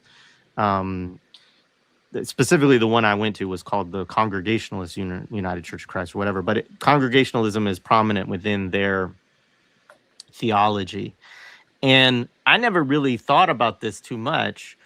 But one of the things is that the congregation votes on all of the key matters, right? And the congregation has its own like board as well that's elected and then like governs it and so on. And so I never really thought, but like that is quite different from how a lot of churches are run, right? So like even any minister that you get has to be elected by like 70%, 2/3 or whatever of the congregation in order for them to become the minister of your church. They can also be voted out. So there's all these kind of components to it. So I had a very democratic, piece. And there's also, plans and decisions around how money is used and all of these things that come into all these democratic bodies. And it's just interesting because, yeah, like a lot of churches, your priest or whatever is appointed by, the cardinal, whatever, who's appointed by the Pope, like, all of these, or a different system would work differently. Yeah. But that is kind of unusual within Christian churches to have all of those kind of democratically decided elements of things. And anyways, what he says is like these were the Congregationalists' sort of demands that he talked. The claims of many whom Christ represented or God protected against the conceits of the few who were ungodly, right? So it's saying like they demanded that the few or that the many, right, be protected against the few, right? Or have not be not conceit, so not be lied to, right, or misled by the few. The moral authority, moral superiority resided among the humble and the poor of Christ, the poor men of Lion, and the pious women who renounced wealth and class privilege. And the thread of disgust with the world, the domain of Satan and the Antichrist, inspired a rejection of material wealth and a hatred of those whose lives were propelled by greed and decoration with ostentation accumulations of material things. And look, it wasn't as pronounced as that within my church, but there was absolutely a critique of capitalism and greed within my church, and this is an interesting thing because like I grew up with that as part of the theological, parameters or whatever. And most people like don't, you might be somewhere else, you get prosperity gospel, right? Of like, if you're really wealthy, it means God loves you more than everybody else. So, and you're doing the right things. Yeah. No, ours was like, you're poor. That was the lot you're given, and you just have to live with it, right? And it wasn't a question of it. And so that's the part where it's interesting that these different sects, how they develop these ideas, right? How, like, again, like, poverty was just, that's what I was being, but that makes me closer to Christ, right? Being poor, right? And don't ask to be wealthy, because the wealth is evil. Yeah, then it's evil, but then don't struggle against it, right? Just turn the other cheek and just live amongst your means, and it's fine, right? So it's very interesting to see all these different developments out of the church, right? That again, you could say, what's the phrase? Oh my God, why did I blank out the phrase I was going to think of? I was going to say, kind of like blinds you from view, right? It doesn't view the material conditions that you could actually change. Yeah, obscures or It's mystifies or whatever. obscures. Yeah. Exactly. Yeah. So then they get into Joachim of Fior, right? Talks about him as a principal ideologist of the 12th, 13th, and 14th centuries. His teachings talks about their influence of various doctrines, but his apocalyptic vision of the coming of a communist society, and it influenced prominent activists in the 2 centuries which followed his death. And it talks about. I've never heard of this person before. No, me neither. But it talks about his influence on the Franciscan order, which again, like later, I think gets incorporated into the Catholic Church.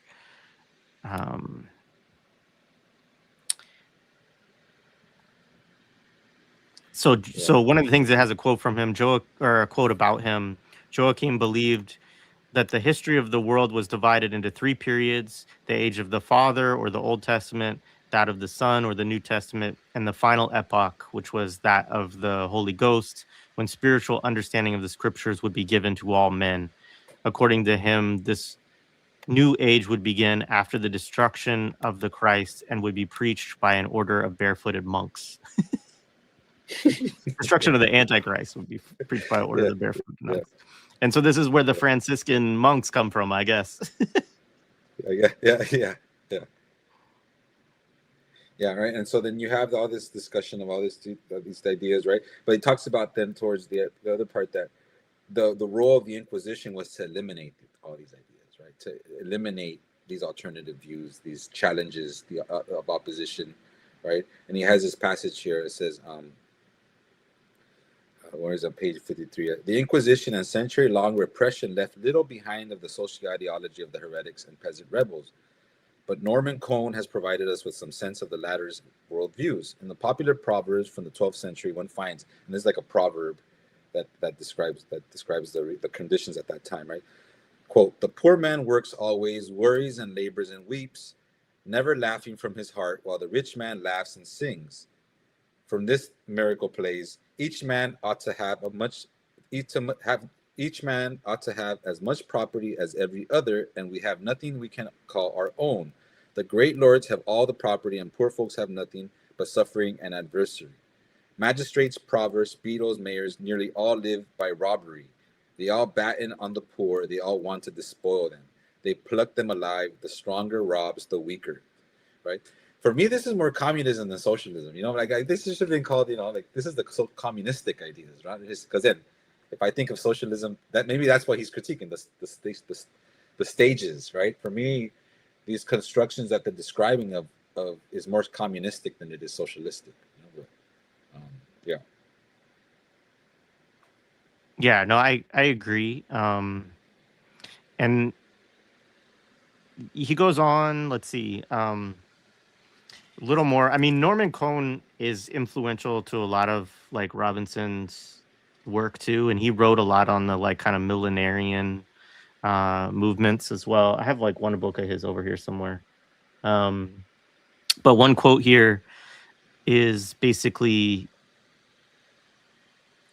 by the time they had coped with the brigands, I don't know that word, Caputiati, this is on page 53, so-called from their white hooded uniform, had turned into a revolutionary movement of poor folks which claimed the equality of all men and insisted that all alike were entitled to the liberty they had inherited from Adam and Eve.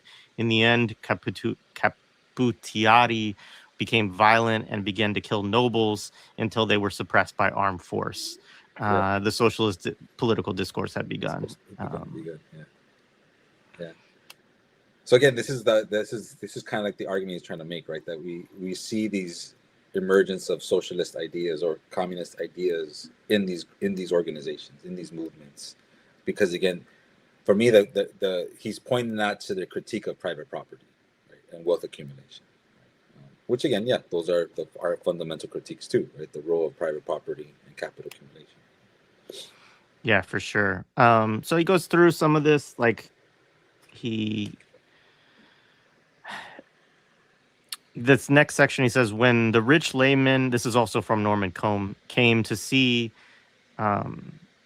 be seen as Dives, he was launched on a metamorphosis, which in the course of time was to transform him into the capitalist of present-day communist mythology, a father figure as demonic in its destructiveness, its cruelty, its gross sensuality, its near omnipotence, as the demonic cleric of medieval Chiliasts, I don't know what those are either, and as a great deceiver as the Antichrist himself, right? So again, he's like really just laying out here in a kind of a point that Robinson hammers home, right, is that these kind of views, right, of this critique of the capitalists, that you can see its dimensions in the critique of, you know, these movements basically earlier for it, and that these movements, in addition to like engaging in armed struggle, right, which they were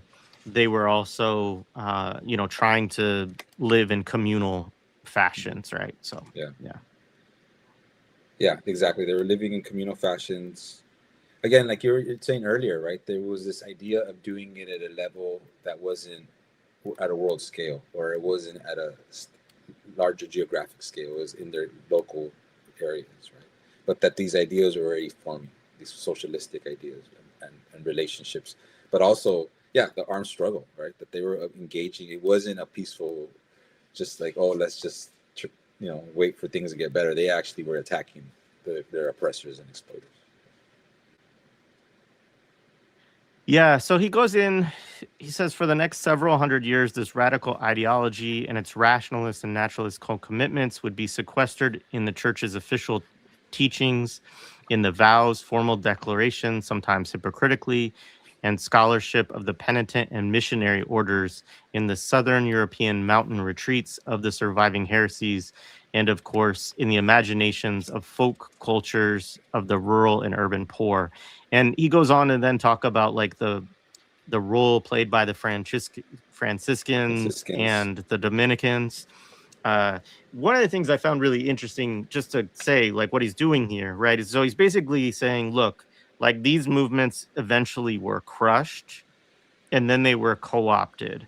And by bringing certain of these orders into the church as these kind of like monastic orders, right, which also would fit with the kind of ascetic Christian tradition, like, because a lot of them take vows of poverty, all of this kind of stuff. You own nothing, right? And that makes you the holiest and all this stuff. And you can go live in your monastery and do these kind of things, right? Yeah.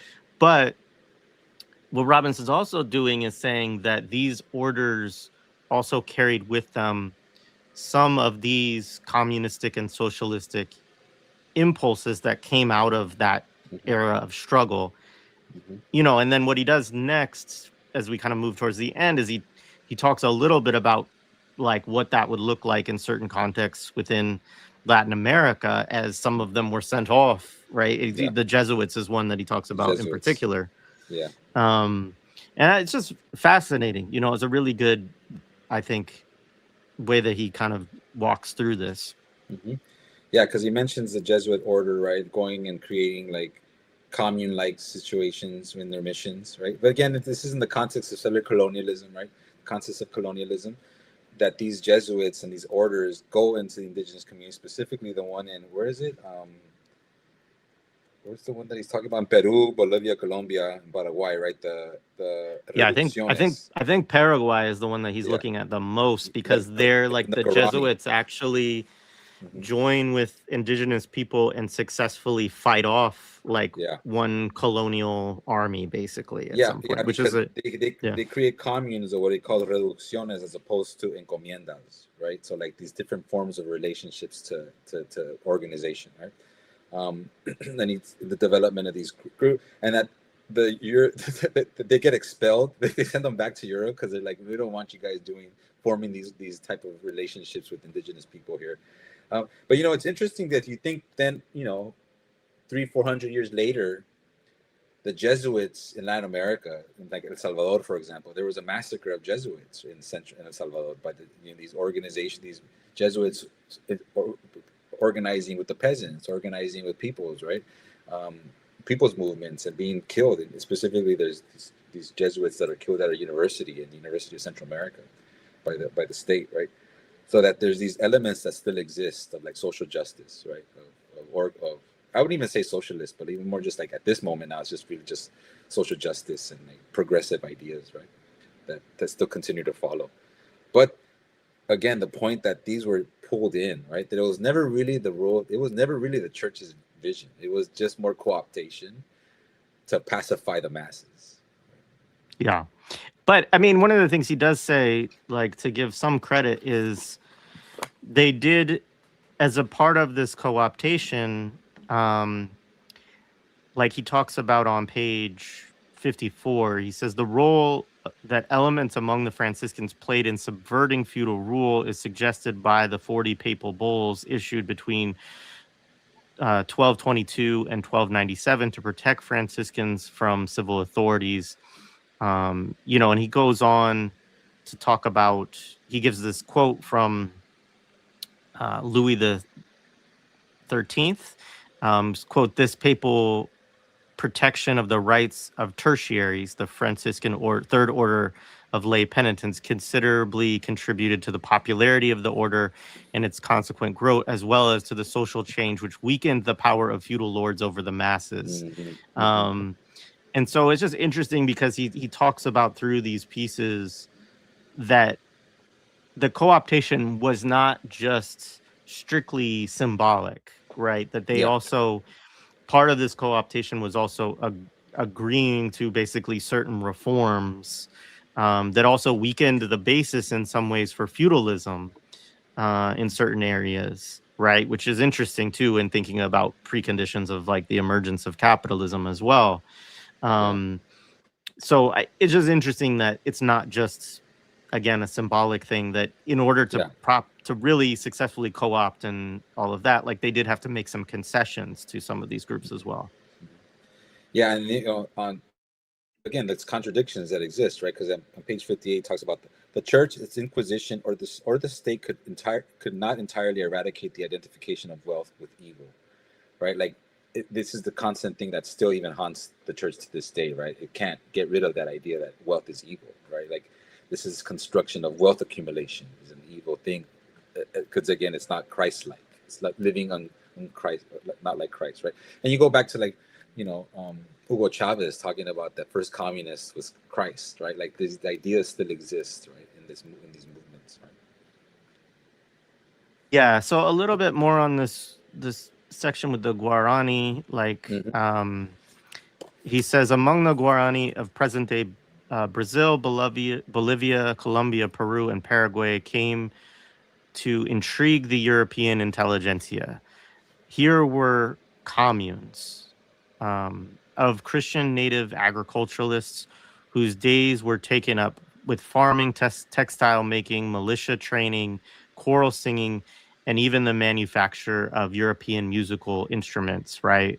Um, it says the Franciscans had preceded the Jesuits by founding missions in 1580, and compared to the discipline of the Jesuits pursued from 1610 on, the Franciscan reductions were open, flexible, and adapted to reality, as distinct from those of the Jesuits, where everything was ordered and pre-established. And then he gets into the Jesuits requiring a special reputation in the New World and in Europe by their military assistance to the Guarani in the 1630s and 1640s. In those decades, the Portuguese, and he puts this in quotes, and half-breeds had taken to the practice of taking off thousands of Guarani to Sao Paulo to be sold as slaves. So basically what he talks about here is that then the Jesuit actually supported the Guarani in defeating the Portuguese and stopping the practice of enslaving, the Guarani and the people there, right? And this actually led eventually to the expulsion. There was a war. There was a war from 54 and 1756, and then the expulsion of the Jesuits from Latin America, which I didn't know anything about. That history is fascinating. Yeah, they kicked them out. They're like, you guys are hanging out No, with you're the help going too much. going to war over slavery. We can't have this at all. You gotta have that. Yeah, and I mean, I see people raising questions about indigeneity and all that. I do want to make a point on that as we kind of wrap in to this close here. For sure. But so he goes through this history, right? Talks about their eventual expulsion, kind of going to the close. So towards 57, I'll come back to the question on the Afro-Indigenous and indigenous populations, because I think that kind of ties into the point that he makes at the end, and where we can kind of maybe critique a little bit of what Robinson is doing here as well. But 57, he says the notions of materialism of the 12th and 13th century on to 58 centuries were embedded ideologically and institutionally in the most reactionary institution of medieval Europe, the Catholic Church. They survived through the rule of the mendicant orders and efforts of missionary orders, and through the hidden heresies and folk cultures of the masses. And he goes on and he says, other mass movements of the poor would arise, but neither the church, the Inquisition, or the state would entirely eradicate the identification of wealth with evil. Thus, it was eventually that Marx and his more immediate intellectual predecessors would have available to them the sign of the capitalist, the hoarder of material possessions, the thief. And he lays out then, I don't know, do you have anything to say on that part? No, I think that's again. I think that's like one of the main point he's trying to stress here, right? That and I appreciate again the role of contradiction here, right? That you have this reactionary institution of the church, right? We think of it as for most of us, I have a chip on my shoulder when it comes to the Catholic Church, but that there's this history that's there that needs to be interrogated, that we can't ignore, right? But again, looking at how this history develops is really important. It's not that it has an element of social justice, but it's also reactionary. But how did that become? How did that happen? And he explains that pretty well in this story here that he gives us, right? And I think it's really important. Again, when we're doing organizing work, when we're thinking of working with church folks and you're talking to church folks, and just having this history that I'm sure not a lot of us don't know about, is important. Yeah, well, because it also has practical implications, and this is why I do think like understanding what different faiths, what different churches in your community, for instance, like what are they practicing, what are they preaching, and so on, is important, because some of them will be like, yeah, we need more ice, and some of them are going to be like, like, so for various struggles, you can find people within these because churches are organizations, right? You can find people within them that are going to struggle with you on certain things, right? But not others. But the fact that some of these socialistic and communistic ideas are retained within certain sectors of Christianity or the Catholic Church or whatever, it does have implications for sure. So he then does this piece to kind of, I'll actually share my screen to show this part because it's kind of helpful.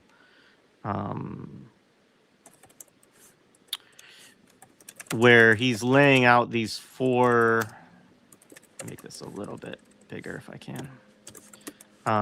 These four discourses which encompass meanings for materialism. So he talks about the Aristotelian, right? A philosophic critique. Oh, hang on one second. All right. A philosophic critique of the Ionian and atomistic materialism tradition. Aristotle denounced this materialism by subverting its premise. The objective world could not be the basis of existence since it is in constant flux, deterioration, corruption. Though oriented in the 4th century BC, it appeared in our interrogation during the reconstruction of Europe in the 11th and 12th centuries, right? So that's the first piece. The next one is dualism or Manichaeism, heretical mysticism, which identified the world as satanic, a popular mythology which was propagated by lesser clerics, hysterical merchants, crusaders, pilgrims, and peasant intellectuals.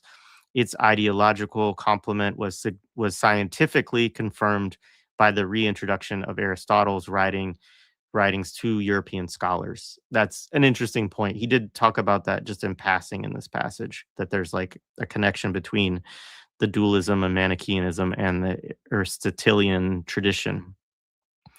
Classical materialism, modes of subsistence are the basis of law, politics, custom, consciousness. It was the hegemonic socio-historical construction of the mercantile bourgeoisies, which triumphed in the 17th century as the basis for discursive practices. It was reiterated in the human sciences, initiated and developed in the 19th century. And this is kind of like one of the things that Robinson clearly takes issue with to some degree within Marxism, is this relationship it has with the history of materialism, right? And seeing it as partially derived from, or really derived from, the bourgeoisie, who are like, their argument in simple terms is like, we don't need clerics and kings to be doing this and these feudal lords to be doing this.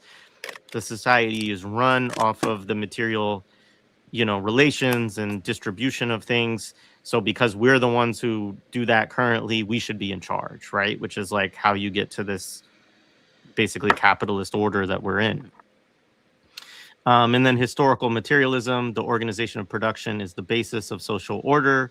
And through the dialectic, the processing of matter has the capacity to qualitatively change the human condition. Socialism is possible because the bourgeoisie have provided the means of mastering nature, the precondition of socialism.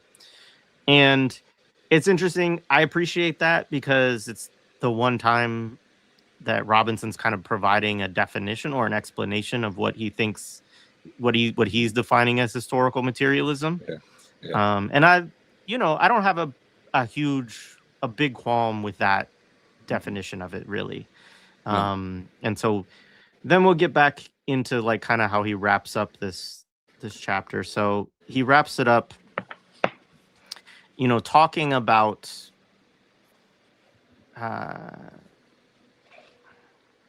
well, there's a passage I could read here. So it's like one final page. So I'll read two passages quickly. So the ideology of the social movement, that is Manichaeistic dualism, originated from beyond Europe in the hinterlands of Croatia, Serbia, Dalmatia, and Asia Minor. As such, the mass movements became identified with heresy, but their real social practice took the form of socialist communities. Mm-hmm. The destruction of private property, as well as representatives of the property's classes, the reinvigoration of communal property, the reconceptualization of social and spiritual role of women, etc., the ruling classes of Europe, the feudal political classes, the prelates of the church, and the wealthy bourgeoisies were compelled to co-opt these heresies in the form of mendicant Catholic orders. It was through these societies, the Franciscans, the Dominicans, and later the Jesuits, etc., that a socialist ethos survived over the next several hundred years. And then he says, then it reappeared as a popular impulse in the French Revolution and its attendant popular movements in Europe and Britain. Its secular expression eventually included Marxism. But then this is the one, Stephen, like this is the Cedric passage. There's always one where I'm like, why did you have to do this? So this last paragraph, that passage is good. That passage was good though. That passage totally clear. Yeah, and I don't like most of what he's laid out in this whole chapter. I think is good scholarship. I think it's helpful. I agree with most of it, minus like maybe Yeah. like one or two little things, but Yeah. yeah, That's as far as excellent. I know and understand that history. But here he says, Yeah. Marx, however, took over many of the presumptions of bourgeois historiography as well.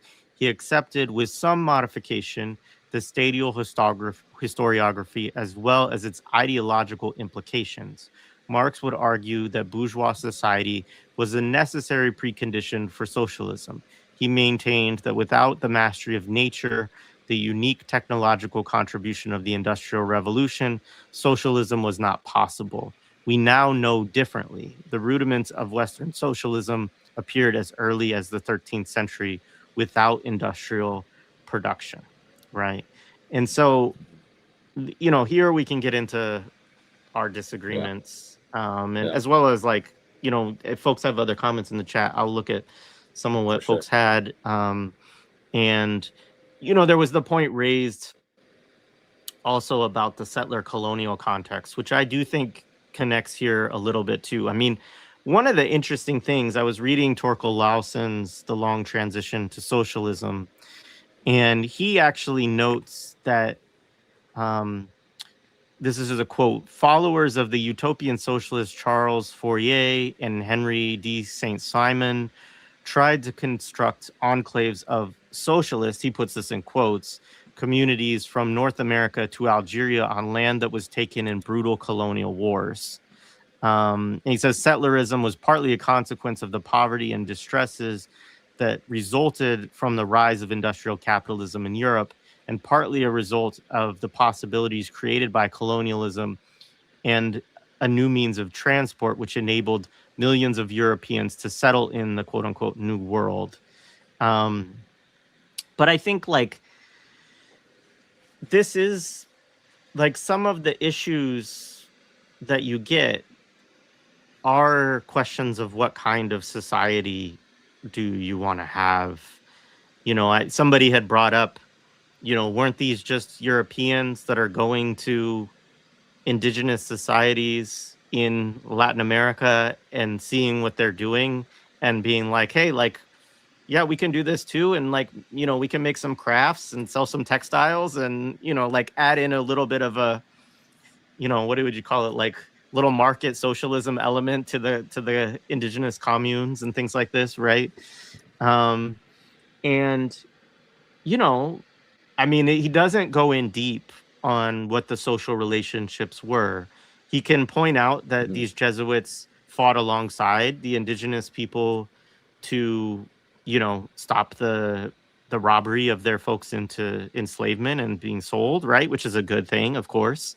Um, but I do think that he doesn't really look into whether any of these projects had the ability to really sustain themselves. What were the methods which they sustained themselves? What was the life expectancy like in these rebel peasantries and so on, right? And I think when you look at, what Marx is saying, what he's saying, which Robinson says, right? I mean, the conquer nature thing, I think we could debate a little bit, but that is a part of what Marx and Engels do talk about, right? Is the ability of man to change Yeah. nature, right? To produce things, to develop, things. But they are questions of industrialization and development, ultimately. Hmm. Hmm. Do we want to have roads? Do we want to have Hmm. hospitals? Do we want to have universities? Yeah. What do we want these things to be constructed out of? How durable do we want them to be? Yeah. Um, and I think for me, when I look at socialism, those are important considerations. It's not just, um, you know, a socialism of poverty, right? Yeah. Which is one of the things that the Marxist tradition has critiqued, right? Is that we're not just Yeah. about making everybody poor and we all Poor. Yeah. can subsist in being poor, Yeah. but also still thinking about, okay, what are the things that the capitalist development, we don't have to look at it as progressive necessarily. We can recognize, as like Ali Kadri and others do, that capitalism is a degenerative system, that it is a violent system, that it has produced all kinds of horrible things, right? And that you Hmm. don't have to see it as like this great Yeah. leap forward, of progress. But we can say, okay, but there's been a lot of things that have developed through the advancement of technology in these periods that we could use to develop a socialism that has the ability to feed everybody, that has the ability to have, education and, hospitals and universities and all things that we think, and it doesn't have to be universities like the one we have now, right? Like it can be a university that teaches communism or Yeah, whatever. But yeah. Well, people's so yeah, education. that's Yeah. yeah. So those are some of my reflections on the way he ends it. Yeah, and for me, yeah, I think reading this passage, like the last sentence should have dot dot dot dot, right? The rudiments of Western socialism appeared as early as the 13th century without industrial production. Dot dot dot. What I want to focus on is the idea of the rudiments of Western socialism, right? That the ideas of critiques of private property, of wealth accumulation, the things that create the misery that capitalism produces those critiques were already there, right? That even before we get to industrial production, that the critiques of industrial production, of commodity production, the critiques that what industrialization could potentially do to the population, the immiseration, the alienation, all that stuff that usually we critique capitalism of, those critiques were already happening before industrial production, right? And that there was already an element of a potential alternative socialist vision emerging even before um,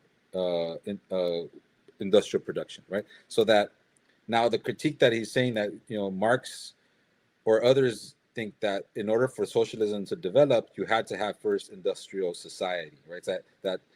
He maintained that without the mastery of nature, the unique technological contribution of industrial society, socialism was not possible. Now, I'm thinking, is he thinking socialism, the idea of socialism, or the construction of it, right? Because if it's the construction of it, I don't know. Like, I think you do need these advancements to build a society that provides for all of us, right? But the idea of it, the idea of an alternative, and I guess that's where the utopian socialists were as well, right? They were constructing this idea as well too, that Marx was critiquing. But even before the utopian socialists of the 19th century, you had these renegade peasants and heretics that were already critiquing this emerging system.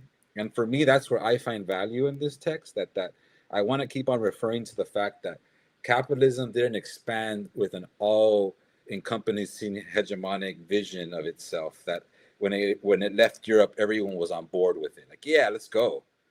That there was folks before even its emergence that were like, nah, we don't want this, and we ain't down with this. And so, like, the question were these Franciscans or Jesuits, when they met these indigenous people and their own forms of relationships, and they're like viewing it through European eyes, maybe some of these dudes already had communistic views as well, so that these two different forms of communal organizations were meeting each other, right? Now, in a coercive way, though, because these dudes had the backing of a fucking settler colonial system onto these indigenous folks. But there was two different forms of communal ways of living that interacted in that moment. These Jesuits were bringing their own communal ways of living or learnings that then they met with these other forms of communal forms of living. So I don't want it to think of one imposing the other. Again, there's a coercive relationship of power, but that there was these different ways of communal practices that existed, even in Europe, that were oftentimes we ignore or we're not told about.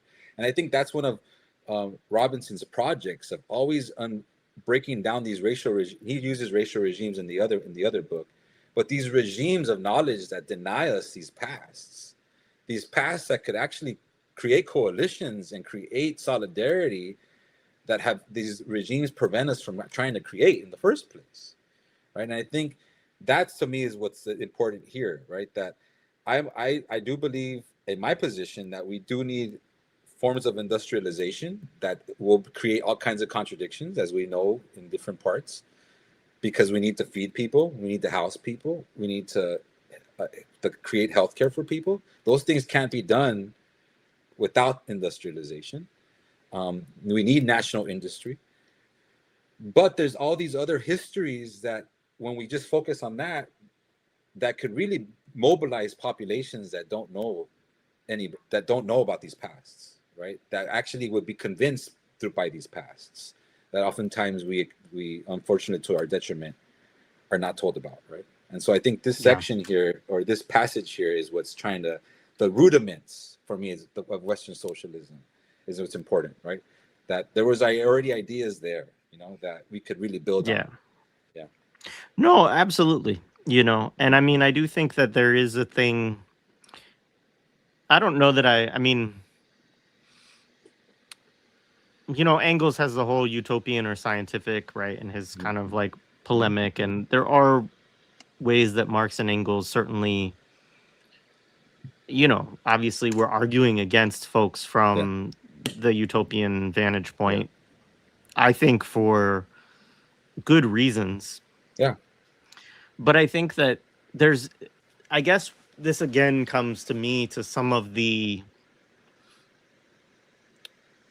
my disagreement, I guess. I don't even know if it's a critique, but a disagreement with Robinson and his treatment sometimes of some of these things, right? Is because, like Engels, and he actually wrote about this, I think in Black Marxism. I mean, the thing about Robinson is he did read all this stuff eventually, and like in Black Marxism, I think he talks about Engels even talking about how they overstated the material. There's that letter or whatever where he's like, we may have overstated the material point a little bit, but we were trying to, this was so beaten down that we needed to like raise it up and lift it up. And I think that's the thing that sometimes is missed, is that a lot of this stuff shouldn't be taken as dogma or doctrine, but understood that they were trying to win. Marx, Lenin, Engels, like a lot of stuff we read from them is them literally debating with people, right? And taking up their side of the argument and saying like, no, like,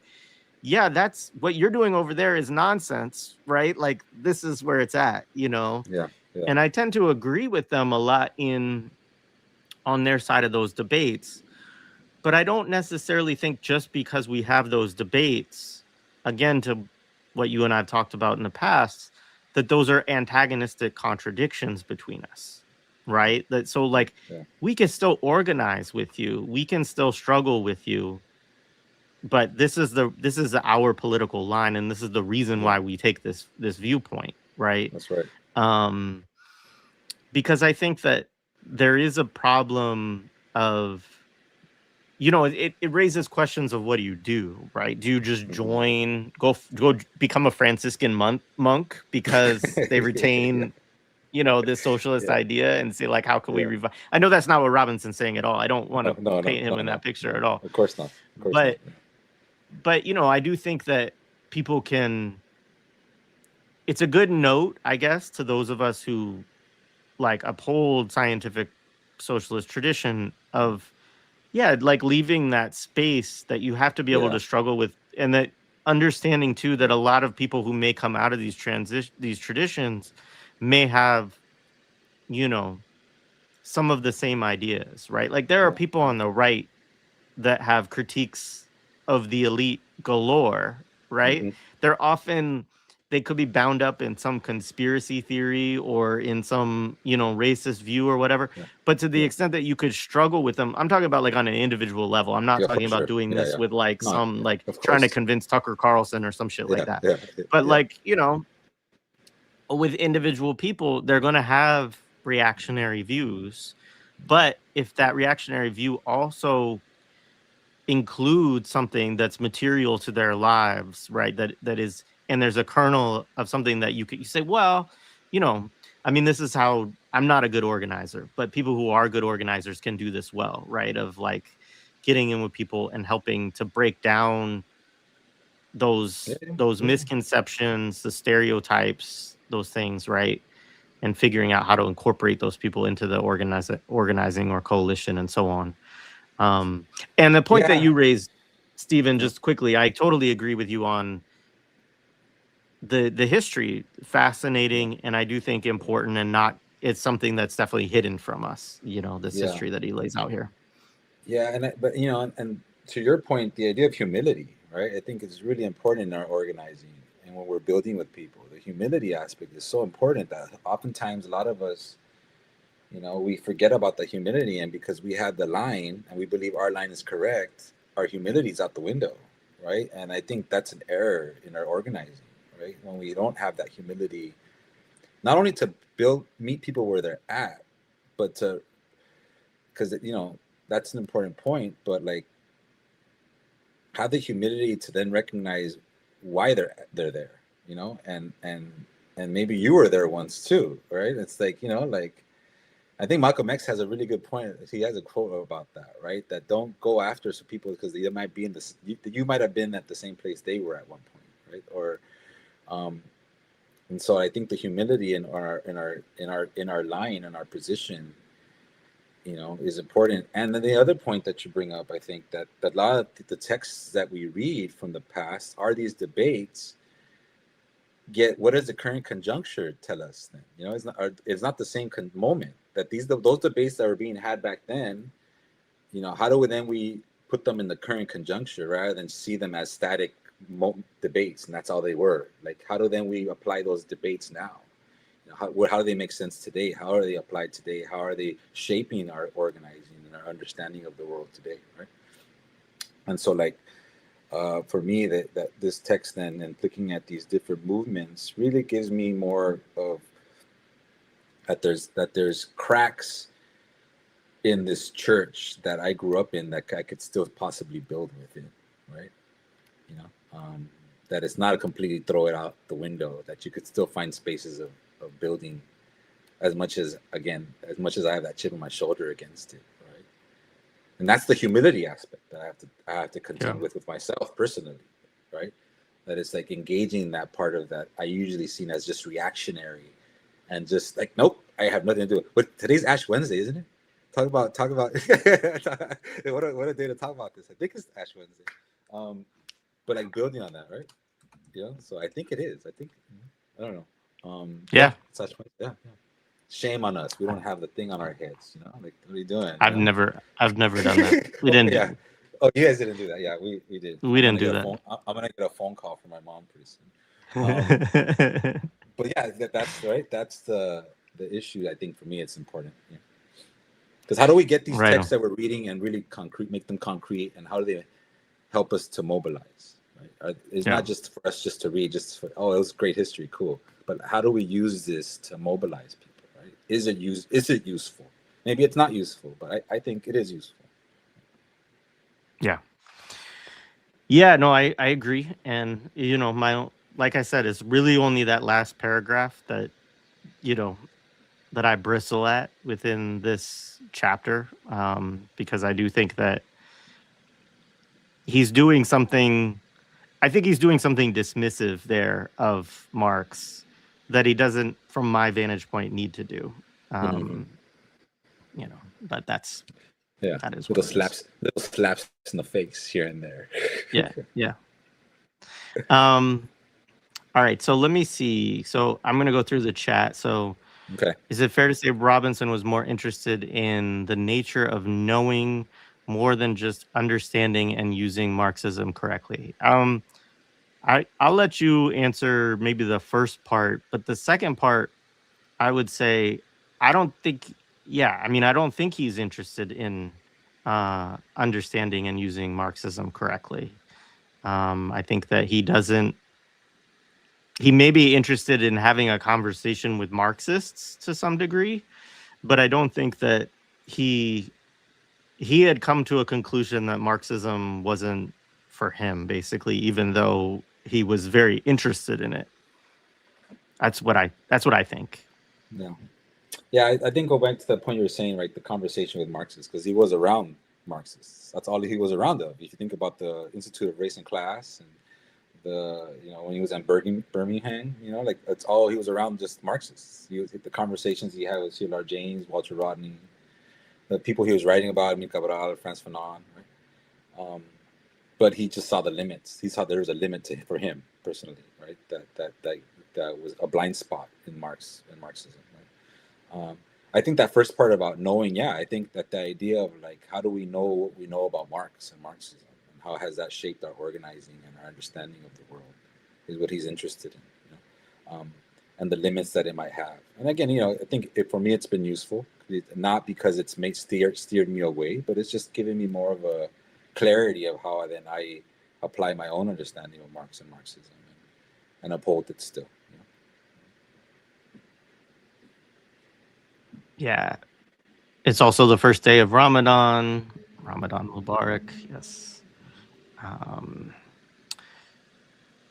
So then it says it took lots of violence to get the masses in Europe to become Christian. The witch's hammer regards getting the women in line, but what additionally comes out of it is how pagan it really was. Yeah. And it's interesting. I thought that he didn't engage a little more with that. There's a little bit of it in this chapter, but mainly he's talking about these, these other sects that were deemed heretical, which I guess in some way, the Catholic Church referring to them as pagan or heretical, right? These are all just terms to say, they don't believe what we believe, and they're not a part of, they're not, a part of this Christian community or whatever. But a number of the groups, the majority of the groups that he talks about in this chapter, it is a Christian derivation of some kind. It actually, it's just a different theological perspective, basically, on the story of the Bible, applied to the world, which is interesting. Yeah, and I wonder if it's the ones he's looking at were the ones that were more explicitly speaking about private property, right? Speaking about wealth accumulation, right? That what these groups that he was speaking of were actually outwardly anti-private property and wealth. Yeah, it could also be the texts that he's working with and the linguistic things, because often when you get into like so-called pagan societies, a lot of them wouldn't have spoken either like the dominant, like French or, something like that, right? They would have like an indigenous language. So yeah, who knows, there could be a whole bunch of elements of it, but it also could be that a lot of the books, the scholarship that he's working with is focused on like rebellious Christian movements as opposed to, pagan history as well. That's right. So this is, I'll save that one. Will socialism require its own version of counterinsurgency? We could talk about that at the end. I'll save that one a little bit because it's not really related to the text. So we didn't mention this, but it was referenced in the text. One of the other things that he talks, so just for folks who can't see this, it says, can literally buy a ticket to heaven with 10 grand gifted to the Vatican. You can buy into heaven with 10 grand, basically. And he does talk a lot about that. Part of developing the critique of the church was that you could pay basically to get everything, and that you had to pay to get, your way into heaven and all that kind of stuff. So, that some of them elites had saints named after them, or saints were given to them, like that, right? Yeah, he goes through all these families. We didn't even cover that section. There's a section where he goes through all these like dynastic, royal families, and how this family had 20 saints in it, and this one had 10, and this is like, so it's basically saying that the relationship between the absolute state and the church was, it was based in these financial transactions, and that the church was benefiting from a lot, but it also exposed the corruption of both the state and the church to the people. So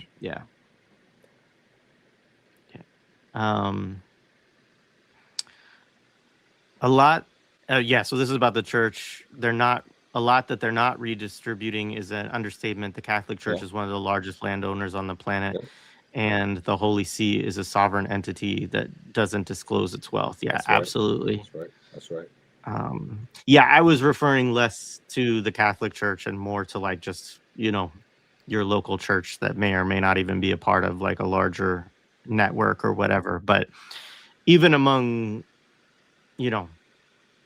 there's other sects besides Catholicism that have large networks that accumulate a lot of wealth and so on. So, yeah. And then this point, the mega churches do a lot for the people. And yeah, that's what I was talking about. The one I was referencing is a local church that's huge, and it has, it has a lot of people across various classes that attend it. And so it has a lot of resources, and it does a good job of doing certain things, redistributing, marketing, talking about the things that it's doing in those ways, and so on and so forth. And so, yeah, if you're a member of it, then there are certain benefits. Like if you were a poorer member in that church, then it would have benefits to you because you are not necessarily going to have to tithe on the level of like some wealthier person, but you might be able to get resources for your kids, that could help you. So, yeah.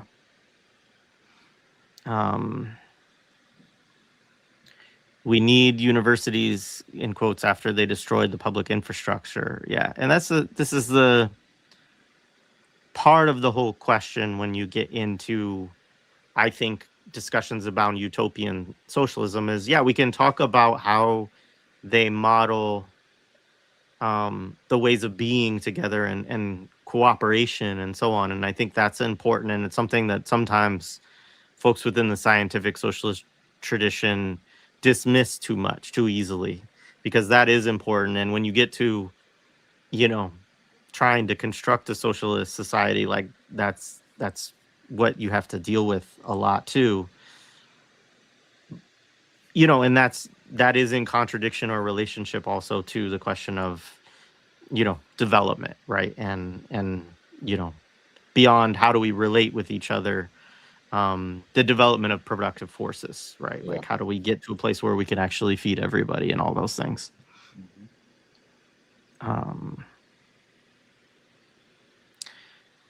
So this was related to the settler colonial kind of example. Yeah. Weren't the Afro-Indigenous populations already living in commune existence? So aren't these religious representatives really observing what they see via European eyes?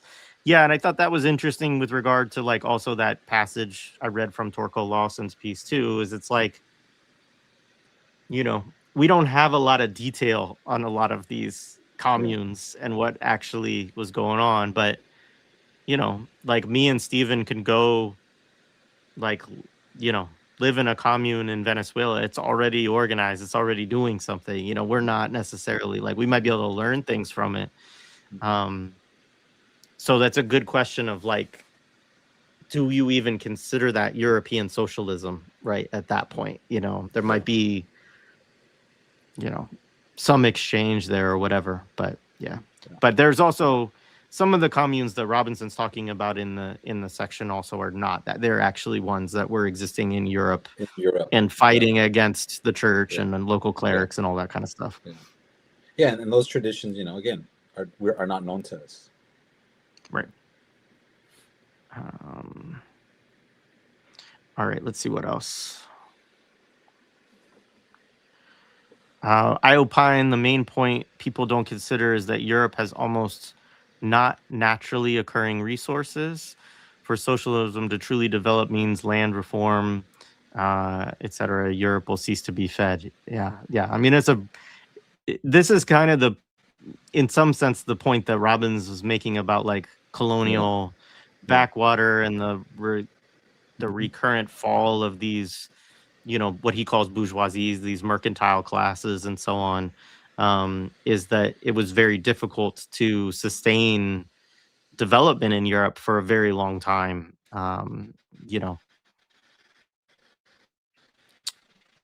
right, let's see. And then this question, when we say Europe's, are we speaking about all the nations? Because they weren't all Catholics, especially those who were not France, Spain, and Portugal. Well,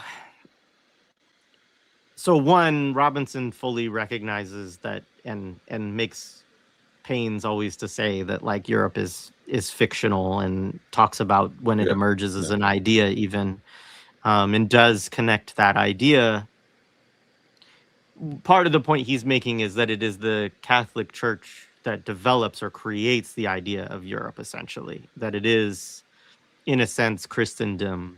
And I mean, it's a real interesting question. Like when I was in Ireland, a lot of the people would say, we're not European. We're Mhm. not, like, Europe is the continent. Like, we're Irish, like we might join the EU or something like that, but like we're not European people, which is interesting. And I mean, I could disagree Yeah. with them, but I'm just saying that, like, this is like, there's still that attitude, of people who do and do not. I mean, Ukrainians were, they haven't been European until until the war with Russia. And now they're European, Mhm. Yeah. because there's a NATO, Yeah. role here, right? Or seen as this existential war, right, with Russia or whatever. Um, and Greece is another really good example, right? Yeah. Which in like a lot of ways becomes the cradle, gets used as the classic, like this is the history that Europe Yeah. draws upon to tell about itself. But as Robinson's pointing out, even in this section, is like Mhm. the whole establishment of Europe was to say that Greece was not Europe, Greece was was to not say Europe. that Yeah. Yeah. They had this their was own part of church. Asia, essentially, Yeah. Um, Yeah. and that was still, I was in Europe, during the, you know, what got called like the crisis with Greece around like its pensions and all this kind of Oh stuff. And yeah. there was all this, and I mean, part of that was that they had elected some socialists and there was all this Yeah. stuff going on. But there was this whole discourse at the time of like, do we kick Greece out? Like, so it was like still that way of like, Yeah. they're not really They're part not of really us. Greece. Not Europe. Yeah. Yeah. And so, yeah, there's all kinds of stuff like that. And, talk to people from, the quote unquote Balkans, right? People from former Yugoslavia and so on, or Slavic people, right? All of these things. There's a lot of histories within Europe. And that's part of what Robinson's also writing about in Black Marxism in that first Exactly. whole section. Exactly. Exactly. There's a lot of histories of people being deemed not European or not really European, within what we think Yeah. of as Europe. It is a construction. Yeah, and that's where his idea of like racialisms emerges, right? With the idea of in Black Marxism, right? That it's different from just like race, but the racialisms, conceptions of the of people in Europe, right? Within Europe. Totally. Yeah, somebody brought up that Irish is, the language is distinct from Romance languages of Europe. It's true. It's also true that in Ireland there are people who speak other languages who are like indigenous or traveler, like, histories. Like, it was very interesting to me being there, because you would have people, and my Irish roommates would be like, oh, like those, they're not, you know they're not. I'd be like, what? Like, they'd be like, no, like they're like, they're an indigenous community that has like a special status and they have their own language, right? Like, this is what they would refer to them. And you know they had names I'm not going to repeat Yeah, yeah, to yeah, refer yeah, to yeah. people. But I just say, like, there's a lot that people don't know without studying each of these countries, like, Mm-hmm.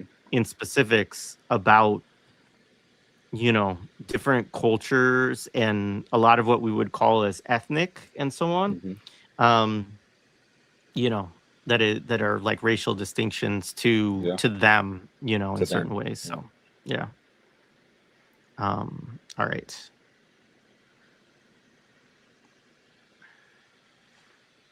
Hang on one second. Go ahead, Stephen. Do you have anything to do? I gotta check this real quick. No, I think that this was good. I think that these points that we're bringing up are really important. You know, the point I just keep trying to make the point, right? That I think this history that he brings up in this section is a history worth knowing and worth building off of, for this current moment, right? Just like we just talked about the idea of like how do we build with movements or people that might not necessarily have a scientific socialist lens, right?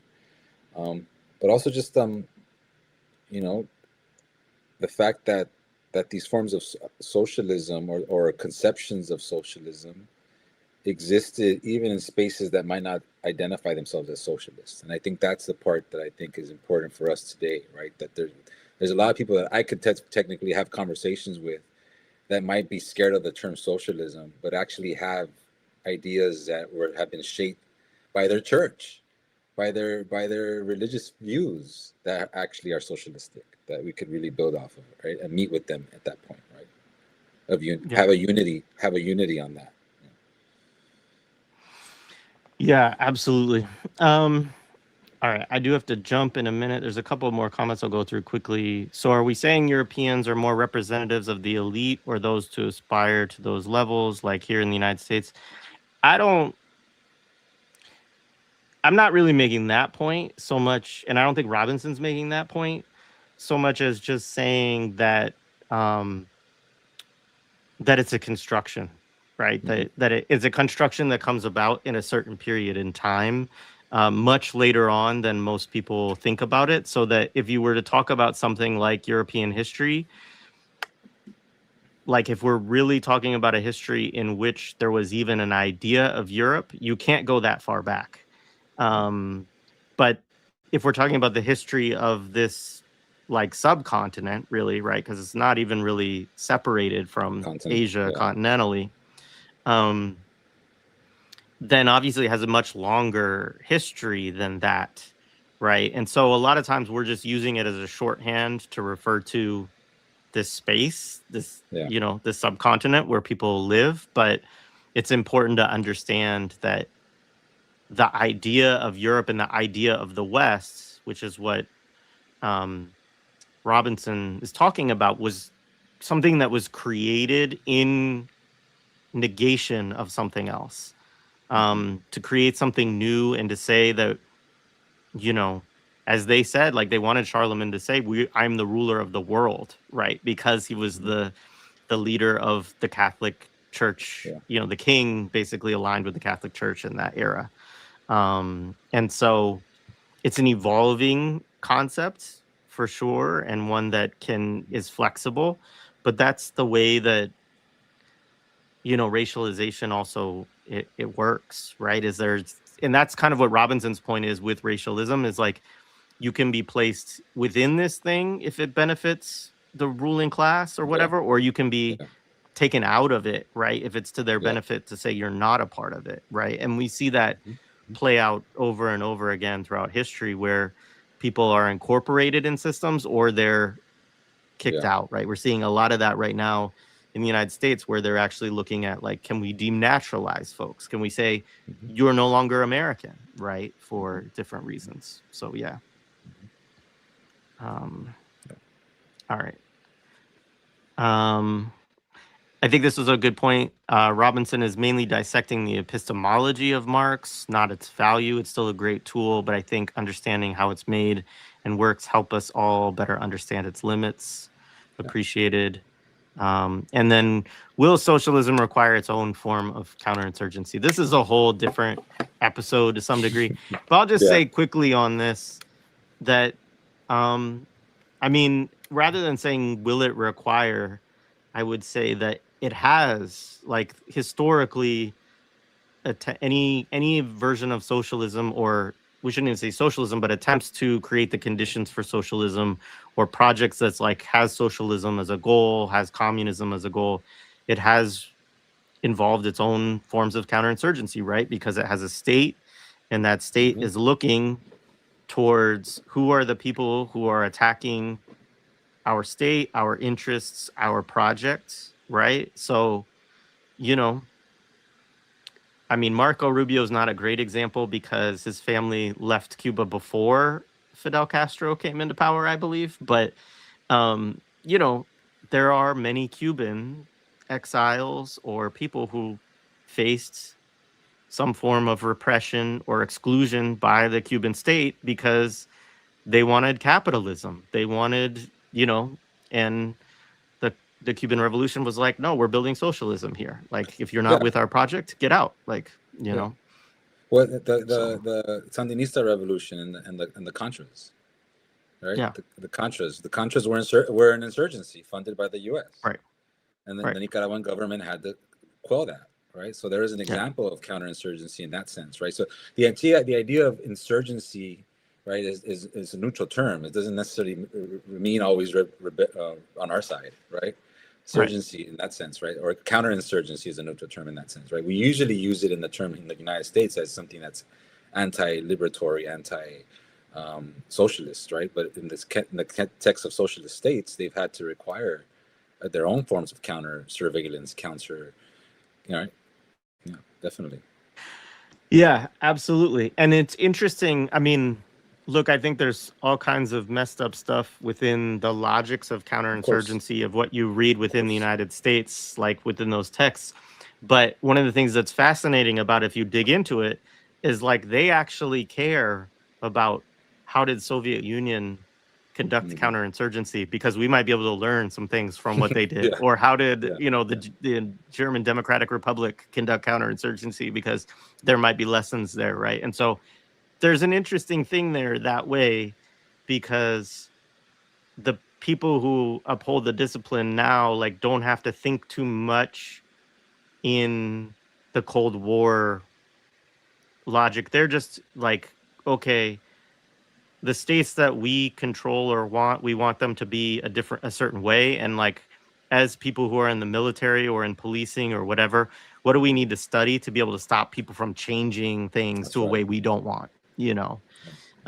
So yeah, it is fairly, like you said, they can be neutral terms, and how it would be talked about and the type of people that you would be trying to, repress or stop from developing an insurgency would be different depending on the context. That's right. Yeah. All right, Stephen. All right. Thank you. Great. Next week we are next week. Yeah. We're doing let me just pull up quickly the section that we're doing. It's German critical philosophy and Marx. Yeah. We'll see how this goes. It means we're probably gonna have to read some Hegel, which I always hate, but you know, it's all right. Hegel through the eyes of Cedric. Yeah, that'll be interesting. That'll be good. I'm looking forward to it. All right, I'll see you next week, man. We're gonna adjust the schedule slightly, so just keep an eye out for that. So we'll be back next week. All right, peace. All right, everyone. Take care.